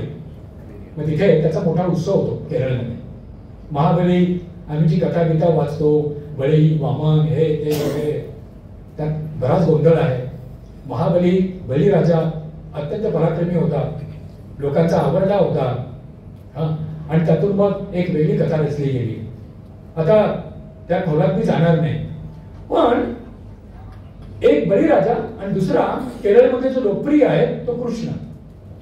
आता कृष्णानं जो 12-13 वर्षांचा एक कुमार होता, किशोर होता, हा गोकुळामध्ये गोप्यांना सांगतो की पर्जन्यासाठी, पावसासाठी तुम्ही यज्ञ करता आणि इंद्राची पूजा करता, इंद्रदेव आम्हाला पाऊस देईल. हा कृष्ण सांगतो काही नाही, तो इंद्र जो आहे तो देवदेव काही नाही आहे, त्याच्या पूजेनं पर्जन्य नाही मिळत, पाऊस नाही मिळत. ढग गोळा होतात, ते ढग मग आपल्या इथल्या गोवर्धन पर्वताची त्यांची टक्कर होते, ढग फुटतात आणि आपल्याला पाऊस मिळतो. आजपासून इंद्राची पूजा बंद. कृष्णाच्या सगळ्या कालखंडात कृष्णाने इंद्राला 3 वेळा हरवलंय. त्या कथेत मी जाणार नाही. तुम्ही माझं कृष्णनीती हे पुस्तक वाचावं किंवा कृष्ण कोण होता हेही वाचावं. म्हणजे बहुसंख्याकांचे, ज्याला आपण बहुजन म्हणू, या बहुजनांचे जे महत्वाचे नायक होते, मग ते तत्वज्ञानाच्या आधारे असतील, दैवत्वाच्या आधारे असतील, पराक्रमाच्या आधारे असतील, त्यामध्ये संत बसवण्णा आहे, त्यामध्ये गौतम बुद्ध आहे, त्यामध्ये ऋषभनाथ आहे, त्यामध्ये कृष्णही आहे. तर कृष्णाबद्दल आम्ही बरंच उलट वाचत असतो, बऱ्याच गोष्टी वाचत असतो. त्याचं सगळं खंडन मंडन मी माझ्या येणाऱ्या पुस्तकामध्ये केलं आहे, ट्रूथ ऑफ हिंदुइझम मध्ये. कृष्ण सांगतो गोपींना सांगतो, इंद्राची पूजा काही गरज नाहीये, आपण आपला पुरुषार्थ दाखवूया, पाऊस पडतो, पावसाचा आनंद घेऊया, इत्यादी इत्यादी. म्हणजे बघा, जो कोणी पाखंडाच्या विरुद्ध, अवडंबराच्या विरुद्ध उभा राहतो त्याच्या ठिकाणी होतेच. जे प्रस्थापित असतात, ज्यांनी रचना केलेली असते. आता जुडाइझम मधून ज्याला आपण ज्यूचा धर्म म्हणतो, त्यात येशू ख्रिस्त जन्मलेला आणि येशू ख्रिस्ताने एक वेगळी विचारधारा मांडली. आणि काय झालं, तो बळी गेला, क्रॉसवर त्याला चढवलं गेलं. त्या क्रॉसची सगळे आज ख्रिश्चन पूजा करतात. पण गेल्या या 2,500-3 हजार वर्षांमध्ये वेगवेगळ्या धर्मांमध्ये वेगवेगळे बदल होत गेले आणि त्याला युरोपामध्ये नाव दिलं गेलं रिनायसन्स, युरोपियन रिनायसन्स. हे रिनायसन्स चालू झालं 14व्या-15व्या शतकामध्ये. जे काही त्याज्य आहे, जे काही वाईट आहे, जे काही पाखंड आहे, चुकीचं आहे, हे सगळं आपण भरवून टाकूया. त्यामुळे कॅथोलिक पंथामध्ये ज्या काही अंधश्रद्धा होत्या त्या दूर करण्यासाठी साधारण 14व्या शतकामध्ये प्रोटेस्टंट पंथाचा जन्म झाला. कॅथोलिक आणि प्रोटेस्टंट हे सगळं होण्यापूर्वी इथे भारतातल्या दक्षिण भागामध्ये कर्नाटकामध्ये बसवांना इतका मोठा साधा सरळ सोपा विचार मांडतात आणि मग तो मांडताना आता मी महत्वाच्या बाबीकडे येतो, अत्यंत महत्वाची. 4 आपण कुठले मुद्दे पाहिले? पहिला आपण पाहिला अर्थार्जन, समृद्धी. तुम्ही समृद्ध असाल जग सलाम करतं. आज तुम्ही भारताबाहेर गेलात बऱ्याच ठिकाणी गुजराती, मराठी, कन्नड, तेलुगू असे तुम्हाला बोर्ड दिसतील. भारतामध्ये आर्थिक समृद्धी आहे.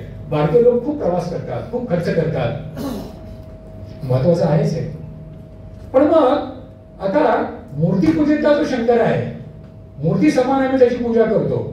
या शंकराकडे पाहिलं काही कपडे नाहीत, एक नागफणा आहे, डमरू आहे, इकडे तिकडे सगळं भस्म लावलेलं आहे आणि याची पत्नी पार्वती आणि तरी हा देवांचा देव महादेव. इथे बघा 21व्या शतकाला जेव्हा मी गावाचा विचार करतो, बऱ्याच उद्योगपतींसोबत त्यांच्या सहकाऱ्यांसोबत मला काम करायची संधी मिळाली. मी कुमार मंगलम बिर्लांसोबत काम केलं, त्यांचे वडील आदित्य बिर्ला त्यांच्यासोबत मला संधी मिळाली काम करण्याची. काही अशा उद्योगपतींची मी नाव घेऊ शकतो. पण मुद्दा काय बघा, प्रचंड संपत्ती, प्रचंड सगळा कारभार, इतक्या कंपन्या, इतका उद्योग, पण कुठेही दिखाऊगिरी म्हणून नाही, दिखाऊगिरी नाही किंवा अंगावर इतके दागिने आहेत, हे आहे ते आहे, काही नाही. मग या नजरेनं जर आपण पाहिलं शंकराकडे म्हणजे साकार शंकराकडे, मी निराकार शंकराबद्दल बोललो, इष्टलिंगाबद्दल आपण बोललो, पण साकार शंकराकडे जेव्हा आपण पाहतो मूर्तीतल्या, तेव्हा आपल्याला ही जाणीव झाली पाहिजे. काय जाणीव झाली पाहिजे? हे या ज्या 4 बाबी आहेत ना, या महत्वाच्या आहेत. म्हणजे संपन्नता, बुद्धिमत्ता, त्यातून होणारी संशोधन, सामाजिक समता आणि सांस्कृतिक आनंद. ज्या समाजामध्ये हे 4ही प्रकार भरभरून असतात त्या समाजाला प्रगल्भ म्हणावं, त्या समाजाला विकसित म्हणावं. आणि अशा समाजांनी त्यांच्या जे खालचे समाज आहेत त्यांची काळजी घेतली पाहिजे. एका वेगळ्या अर्थानं हा मोठा मुद्दा बसवण्णा आपल्या समोर मांडतात. म्हणजे जे तळागाळातले लोक आहेत, आता मुंबईमध्ये मुंबई ग्राहक पंचायत, ग्राहकांची चळवळ आहे, त्याचा जो पार्ले विभाग आहे त्याचा मी अध्यक्ष आहे. या मुंबई ग्राहक पंचायतीमध्ये 35,000 कुटुंब आहेत. म्हणजे मुंबई, ठाणे, वाशी यातले मिळून 35,000 फॅमिलीज आहेत. ते काय करतात? ठोक होलसेल अन्नधान्य खरेदी करतात आणि मग आपल्या सदस्यांमध्ये वाटप करतात. त्यामुळे सदस्यांचे 20% खर्च असा त्यांचा वाचतो. पण हे सगळे बुद्धिजीवी आहेत, मध्यमवर्गीय आहेत आणि त्यातही 80% ब्राह्मण आहेत आणि मी पार्ले विभागाचा अध्यक्ष आहे. मी त्याला म्हटलं, आपले हे कर्तव्य आहे की घरातली कामवाली बाई, माझा ड्रायव्हर किंवा स्लीपर, हे सगळे जे आहेत ना, ह्यांनी सुद्धा ह्यांचा खर्च कमी केला पाहिजे. आपण असे जे काही एक संयोजन आहे ग्राहक पंचायत, आपण त्यांच्याकरता करूया, उभी करूया. काही झालं नाही. म्हणजे बघा, त्या स्वार्थातून आम्ही केव्हा बाहेर पडणार आहोत? बघा ना, आमची गंमत काय होते, आम्ही ज्या कुठल्या देवासमोर, देवतेसमोर उभं राहतो, आपण मान्य करूयात प्रांजळपणे, प्रामाणिकपणे. आपण स्वतःसाठी, कुटुंबियांसाठी काय मागतो, नवस करतो नाही वगैरे. पण आम्ही असं कधी बोलतो का, मला देशाला पुढे नये, मला समाजाला पुढे नये, समाजातला जे काही पाखंड आहे, अवलंबर आहे, हे देवा ते दूर कर, मला देशाला असं दे ते दे, हे आम्हाला सुचतच नाही. आम्हाला काय सुचतं? मी, माझी फॅमिली, फार तर माझे आई वडील, माझे सासरे सासूबाई, माझी मुलं, ह्यांच्याकरता सगळी प्रार्थना आणि त्या प्रार्थनेमध्ये आलेला सगळा तो अवलंबराचा भाग. मी काही उद्योगपती माझ्या समाजातले, अरे आम्ही त्याला म्हणतो अध्यात्माचं आउटसोर्सिंग. मी विनोद केला, अध्यात्माचं आउटसोर्सिंग. माझ्याकडे जर प्रचंड पैसा असेल तर मी एक 25 पुरोहितांना बोलवतो आणि त्या 25 पुरोहितांना सांगतो, अथर्व शीर्षाचं पठण 1000 वेळा करा, गीतेचं पठण 1000 वेळा करा, ओम नमः शिवाय ह्याचं पठण 10,000 वेळा करा, आणि तुमची जी काही बिदागी असेल, तुम्हाला जी काही दक्षिणा द्यायची असेल, प्रत्येकाला 5,000 रुपये सोन्याची अंगठी सगळं देतो. पण तुम्ही जी काही सगळी प्रार्थना केली आहे ना, हे सगळं पुण्य मला ट्रान्सफर करा. का? मी तुम्हाला इतकी बिदागी देणार आहे. म्हणजे आउटसोर्सिंग ऑफ अध्यात्म याच आहे, बऱ्याच ठिकाणी आहे. म्हणजे मी माझी दुकान चालवणार, माझी फॅक्टरी चालवणार, हे सगळं करणार, आणि माझं पुण्य कमायचं काम कोणी करायचं? ते त्या पुरोहितांनी करायचं. त्याला मी दक्षिणा देईन. त्यानंतर माझ्या घरात द्या. म्हणजे पहिला अधिकार असतो माझ्या बायकोवर. माझ्या बायकोने सगळे नवस करायचे, सगळ्या गोष्टी करायच्या. ते पुण्य मला मिळाले पाहिजे. हे सगळं बसवण्यांना नको होतं. बसवण्यांना हवं होतं की इथे जो काय म्हणू आपण शरणू येतो, जी शगुनी येते, हे सगळे इथे समान आहेत. आता एक गंमत तुम्हाला सांगतो. म्हणजे आपण आपल्या या सगळ्या वागण्यामध्ये 21व्या शतकात ह्याला कुठं आणू शकतो का? काही वर्षांपूर्वीची गोष्ट आहे. तोपर्यंत माझं बसवनांची वचन त्यांचा सगळा असा अभ्यास बरोबरचा झालेला होता. मी माझी बायको एका ट्रीपवर गेलो, आणि मग ती ट्रीप होती हिमाचलातली. मग तिथे ज्याला आपण चंदीगड म्हणतो, आम्ही 30 जोडपे, 60 लोक 30 जोडपे आम्ही सगळे एकत्र आलो. आणि मग सुरुवात काय झाली, प्रत्येकाने आपली ओळख द्यायची, नाव सांगायचं, शहर सांगायचं, आणि काय करतो ते सांगायचं. मी तुम्हाला बोललो माझी बायको चित्पावन ब्राह्मण आहे, तिच्या माहेरचं आडनाव मराठे आहे. मग तिने सांगितलं तिचं नाव मंजिरी मराठे जाकोटिया. आणि बऱ्याच मुली दोन्ही आडनावं लावतात, माहेरचंही लावतात आणि सासरचंही लावतात, मंजिरी मराठे जाकोटिया. मग मी माझी ओळख दिली. मी सांगितलं गिरीश जाकोटिया मराठे. सगळे एकदम चमकले. गिरीश जाकोटिया मराठे. हा, तर मंजिरी मराठी जाकोटिया असू शकते, तर गिरीश जाकोटिया मराठी का असू नये? हे जे सगळा अवलंबनाचा जो भाग आहे ना, पुरुषी वर्चस्वाचा, या पुरुषी वर्चस्वाला बसवण्यांनी नाही म्हटलं. एकदा माझे एक नातेवाईक, म्हणजे माझ्या आजोबांचे मावस भाऊ, आता ते नाही आहेत, असंच काहीतरी बोलता बोलता विषय निघाला, आणि आमच्या घरातल्या 2 मुली या बोर्डाच्या मेरिट लिस्ट मध्ये आल्या. ते आजोबा बोलता बोलता म्हणाले, म्हणजे त्यांचं तिकडचं आडनाव होतं मानधने, म्हणजे आजोबांचं पुरुषाकडचं आडनाव मानधने. मानधने कुळामध्ये सगळे असे हुशारच आहेत, मानधनेंच्या मुली सगळ्या हुशार आहेत. म्हटलं आजोबा हे अर्ध सत्य आहे. या तुमच्या मुलीमध्ये अर्धे गुण त्यांच्या आयांकडनं आलेले आहे, त्यांच्या आज्यांकडनं आलेले आहे, फक्त बाबाकडून नाही आलेले. म्हणजे माझ्या कुळाला पुढे चालवणारा मुलगाच पाहिजे, हेच पाहिजे, ते पाहिजे. अरे मुलगी सुद्धा तुमचं कुळ चालवू शकते ना. आता बघा ना, 3,500 वर्षांपूर्वीची इथली जी मुळं होती, आता बघा तुम्हाला, तुम्ही तर्क वापरला पाहिजे.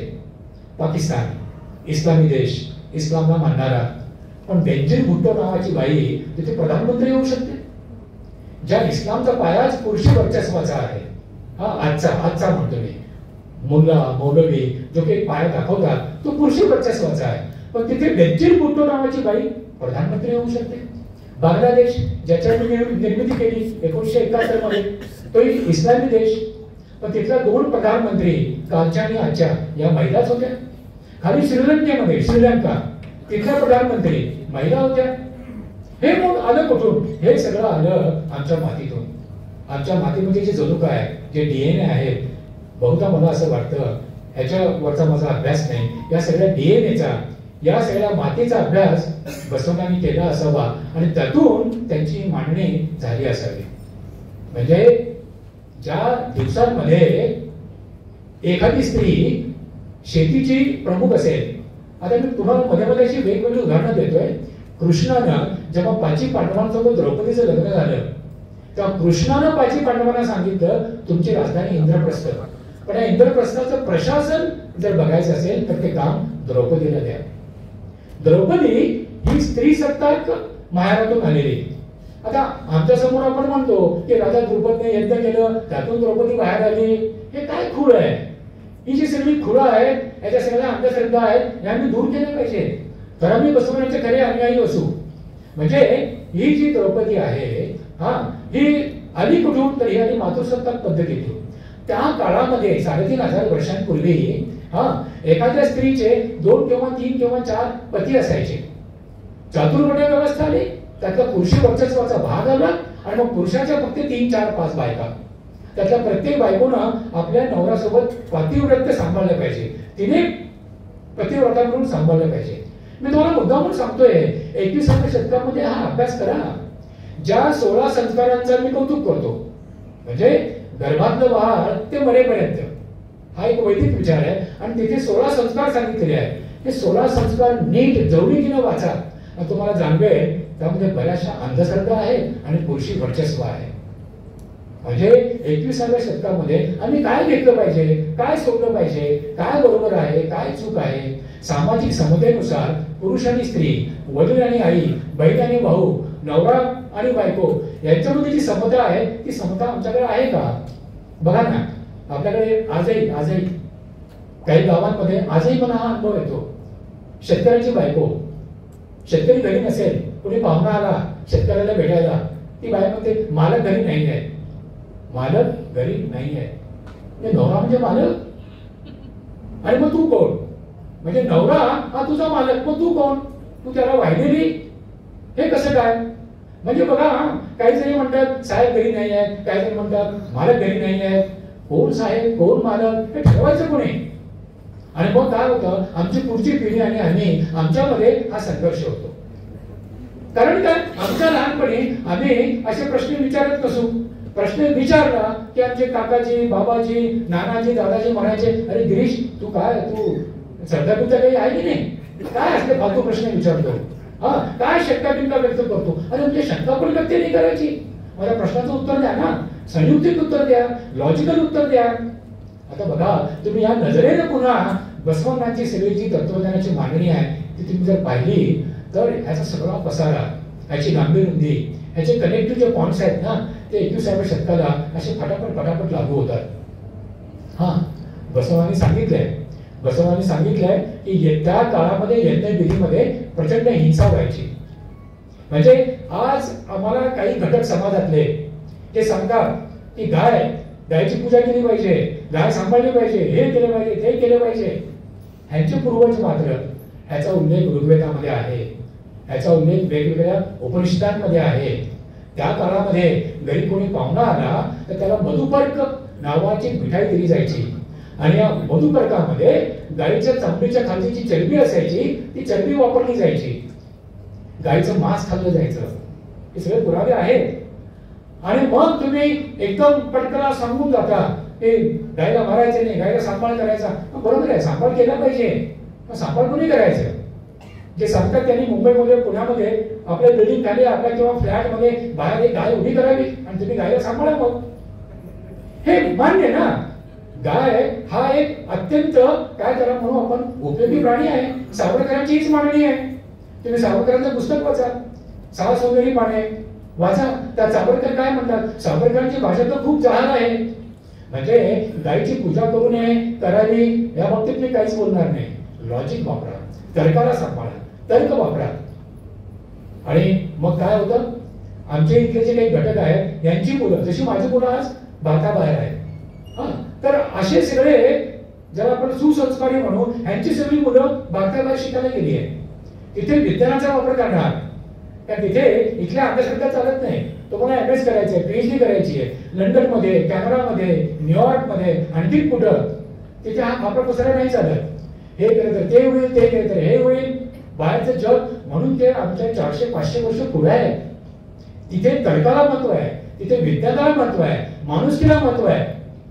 मी उदाहरण म्हणून सांगतो, कॅनडातल्या कुठल्याही लहान शहरामध्ये, कॅनडातल्या कार येतात अशा, आणि तुम्हाला जर सिग्नल नसेल कोणासाठी, आपल्या चालण्यासाठी, आपण चालत गेलो, सगळ्या कार अशा पटापट थांबतात एका जागी आणि तुम्हाला सांगतात तुम्ही जा चालत. हॉर्न नाही वाजवायचा, आवाज नाही करायचा. वर्षातून 3 किंवा 4 वेळा तुम्हाला मोटारीचा किंवा कारचा कुठेतरी हलकासा आवाज येईल. एखाद्या समाजाची संस्कृती जर अभ्यासाची असेल तर त्या समाजातले लोक रोज कसे वागतात ह्याचा अभ्यास केला पाहिजे. माझ्या भाच्याचं लग्न होतं, इंजिनियर, आणि ते लग्न होतं अमरावतीमध्ये. आता त्या लग्नामध्ये मुलीकडच्याने सांगितलं की आम्ही तुम्हाला जे वराती तुम्ही याल, वराती मुलाकडचे, आम्ही तुम्हाला शाही भोज देऊ. शाही भोज शाही भोजन म्हणजे काय, लोड बीड लोडाला लावून बसायचं गादीत, त्या गादीवर छान चौरंग आपली नक्षी काढलेली आणि त्यावर चांदीचं ताट, त्यामध्ये चांदीच्या वाट्या. मध्ये आले होते सगळं ठरवायला, मी होतो मामा म्हणून. मी म्हटलं बर तुम्ही असं करणार सगळं ओके, मग तुम्ही सगळे मुलीकडचे आहात, अमरावतीमध्ये तुम्ही मुलीकडचे सगळे लोक येणार जेवायला, मग तुम्ही त्यांना पण असंच करणार का शाही भोज? नाही आम्ही तर मुलीकडचे आहोत, आम्ही कशाला, तुम्ही वरात या, तुमचं आम्ही हे सगळं केलं पाहिजे. अरे व्हॉट नॉनसेन्स. मग मी माझ्या बहिणीवर इतका चिडलो, माझ्या भाऊजींवर. मी म्हणलं नेहमी तुम्ही अध्यात्माचा गप्पा मारता, असं करू तसं करू, आता इथं करून दाखवा ना. काय शाही भोज काय आहे, कशासाठी? म्हणजे सातत्याने मुलीकडच्या लोकांनी मुलाकडच्या लोकांना फेटे बांधवायचे, आपला फेटा काढून त्या नवऱ्या मुलाच्या बापासमोर ठेवायचा, हा जाग्याच्या पायाची पूजा करायची. What nonsense. हा काय मूर्खपणा आहे. पुढच्या पिढीला हे नाही पटत. हा म्हणजे तो पुरुष आहे, तो नवरा आहे, तो नवऱ्याचा बाप आहे, हे आहे ते आहे, हे काय म्हणजे बघा, जर आपल्याला बदल घडवायचा असेल ना, तो आम्ही आमच्या घरातून घडवला पाहिजे. पण आमची मानसिकता काय असते, शिवाजी महाराज जन्मावे शेजारच्या घरी, माझ्या घरी नको बाबा, इतकी रिस्क मी घेणार नाही, इतका धोका मी पत्करणार नाही. अरे धोका पत्करणार ना, चालू करा तुमच्या घरातून, प्रयत्न तरी करा. मला वाटतं या सगळ्या विचारांमध्ये आता मी शेवटच्या मुद्द्यावर येतो, आणि हा शेवटचा मुद्दा मला खूप महत्वाचा वाटतो. इथे काही जण मला खूप छान वाटतं, ते भस्म लावून बसलेले आहेत, छान आहे, ते पवित्र आहे, त्याचे काही आपण अर्थ पाहिले. इथे आता मी महत्वाच्या एका अर्थावर येतो, आणि महत्वाचा अर्थ काय आहे की जे काही आपण इथे सगळं बनवतो, हे सगळं बनवल्यानंतर आपल्या मनामध्ये असा एक विचार आला पाहिजे. काय विचार आला पाहिजे की माझं आयुष्य हे सत्कारणी लागलंय का, माझं आयुष्य सार्थक झालंय का. एक माझा उद्योगपती मित्र मला म्हणाला, अरे आम्ही इतक्या लोकांना नोकऱ्या देतो, म्हणजे आमचं आयुष्य सार्थकच झालेलं आहे. त्याची मी चेष्टा केली, पण खरं ते बोलून गेलो. नाही मित्रा, म्हणलं तुझे जे कर्मचारी आहेत ना, हे तुला नफा कमवून देतात, तुझ्या फॅक्टरीमध्ये उत्पादन करतात, तुझ्या प्रॉडक्टची विक्री करतात, तू त्यांना पगार देतो आणि ते काम करतात, हा साधा व्यवहार आहे म्हटलं. त्यामुळे ठीक आहे, तू एम्प्लॉयमेंट जनरेशन केलं, तुझं कौतुक आहे, पण तेवढं माझं आयुष्य सार्थकही लागलं हे म्हटलं फार मोठं असं काहीतरी तू क्लेम करतोय. तू सांगतोय की मी असं केलं तसं केलं म्हणून नाही. आणि इथे आम्हाला बसवांना सांगतात दासोहाची कल्पना, दासोह सांगतात ते जे की कमवलेलं आहे ते पुन्हा समाजाला द्या. हे देणं खूप अवघड असतं. म्हणजे झाडाखाली बसलेला चांबा आहे, त्याची रोजची कमाई जर 100 रुपये असेल फक्त, तर 100 रुपयापैकी तो 10 रुपये देतो, कुठेतरी देणगी देतो, म्हणजे तो 10% देतो, 10%. हा, आणि एखाद्या उद्योगपतीची जर समृद्धी असेल 10,000 कोटी, तर 10,000 कोटीचे 10% काढा ना. 10,000 कोटीचे 10% 1,000 कोटी होतील. त्याच्या कुवतीनुसार संपत्तीनुसार त्याने 10% दिले. 100 पैकी 10 रुपये देणं अवघड असतं. मग तुम्ही तुमच्या 10,000 कोटीपैकी 10% द्या, 1,000 कोटी द्या, तुम्ही नाही देणार. म्हणजे तो मुद्दा काय येतो, दासोहची कल्पना काय, तिचा खरा अर्थ काय. आणि तिचा खरा अर्थ असा आहे की समोरच्याला माझं कौशल्य देणं. आम्ही आमच्या इथे म्हणतो हा आम्ही देणगी देतो, भुकेलेला आम्ही भाकरी देतो. आणि त्याला तुम्ही रोज रोज रोज भाकर देता, बरोबर, त्याला आधी हे शिकव ना भाकर कशी कमवायची, म्हणजे तुमच्याकडे तो भाकर मागायलाच येणार नाही. त्याला सक्षम करा ना. आता मी मारवाडी आहे, मी फायनान्स मध्ये बरंच काम करतो, स्ट्रॅटेजी मध्ये करतो, त्यामुळे मी हल्ली बऱ्याच मागासवर्गीय समाजांना सांगतो, हे मुंबई बाहेर महाराष्ट्र बाहेर की मी वेळ द्यायला तयार आहे, मी येईन, तुम्हाला सांगेन की तुम्ही पैशांचे व्यवहार कसे केले पाहिजे. शेवटचा मुद्दा, या दासोहची दुसरी बाजू. दासोहची दुसरी बाजू काय आहे, दुसरी बाजू आहे जी अनुभव मंडपामध्ये व्हायची, होऊ जायची, आणि तो उद्देश होता की एकमेकांकडे असलेले जे ज्ञान आहे त्या ज्ञानाची देवाणघेवाण करा. मित्रांनो तुम्हाला सांगतो, 98 ते 99% शेतकऱ्यांना, छोटे शेतकरी भारतातले, यांना ज्याला आपण फेअर प्राइस म्हणतो, मिनिमम प्राइस सपोर्ट म्हणतो, हा, ह्याचे 3 फॉर्म्युले डेव्हलप केले गेले होते. शेतकऱ्यांना, त्यांच्या मुलांना याची काही माहिती नाही आहे, ह्याचा अभ्यास नाही आहे. म्हणजे हे सगळे फॉर्म्युले आहेत, सरकार दरबारी आहेत, त्यांना काहीच माहिती नाही आहे. मग मुद्दा काय येतो की शेतकऱ्यांना आपण काही सांगू शकतो का? आम्ही त्याला म्हणतो फायनान्शियल लिटरसी. बघा ना, शेतकरी गोळा असतो. आता लहान गावामध्ये तुम्ही शेतकऱ्याचे कांदे घेतले, वांगी घेतली, काय घेतलं, तो एकदम वांगे देऊन टाकेल. किंवा बैलगाडीमध्ये ऊस नेतात आणि एका बाईला वाटलं छोटं माझं मुलं आहे, माझ्या मुलाला एक छोटं ऊसाचा तुकडा द्या, तो शेतकरी काढून देतो. ही जी विचारसरणी आहे ना, ही सगळी विचारसरणी चातुर्वर्ण व्यवस्थेतली नाही आहे. ही विचारसरणी बसवण्यांची विचारसरणी आहे. आणि ही विचारसरणी आम्हाला सांगते की समोर जो बसलेला आहे त्याचं माझं चैतन्य समान आहे. आणि या विचारधारेतून बसवण्यांनी आम्हाला सांगितलं की शंकर जो आहे, महादेव जो आहे, तो या इष्टलिंगामध्ये आहे. मंदिरात जायची गरज नाही. ज्याला आवश्यकता आहे, ज्याला तो मंदिरातलं लिंग पाहायचं आहे, ज्याला मंदिरातली शंकराची मूर्ती पाहायची आहे, त्याची ती आध्यात्मिक गरज आहे, त्याने जावं ना. जाऊ नये असं नाही, त्याने जावं. पण शेवटी आम्हाला यावं लागेल मानस पूजेवर. आणि शेवटचे विधान करतो, जेवढे म्हणून जगातले नोबेल विनर्स आहेत, आमच्याकडे फक्त 6 नोबेल विनर्स आहेत 142 कोटीमध्ये, ज्यांना आपण इस्रायली म्हणतो, ज्यू म्हणतो. इतका छोटा जो समाज आहे, त्यांच्या जवळ 36 नोबेल विनर्स आहेत. म्हणजे आम्ही त्याची बेंचमार्क म्हणतो, आमची परिमाणं म्हणतो देशाच्या विकासाची, समाजाच्या विकासाची. आमची परिमाणं काय आहेत? आमची परिमाणं कुठे चुकीची आहेत का? त्यांनी तपासतो का? किमान 21व्या शतकात तरी किमान हा महत्वाचा मुद्दा आहे.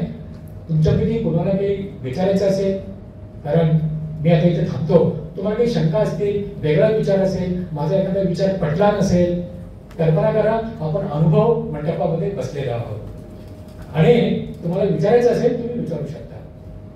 पण आम्ही प्रत्येक वेळी हा विचार केला पाहिजे की 21व्या शतकामध्ये मी याला कुठे कुठे कसं कसं लावू शकतो. सर, पृथ्वी, आप, तेज, वायू, आकाश या पंचभा महाभूतांना आपण विश्व म्हणतो.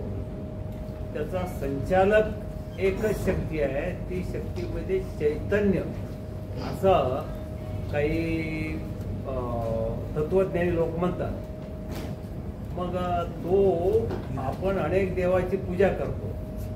मग खरोखर ते चैतन्य असो, महादेव असो, कुणी असो, पण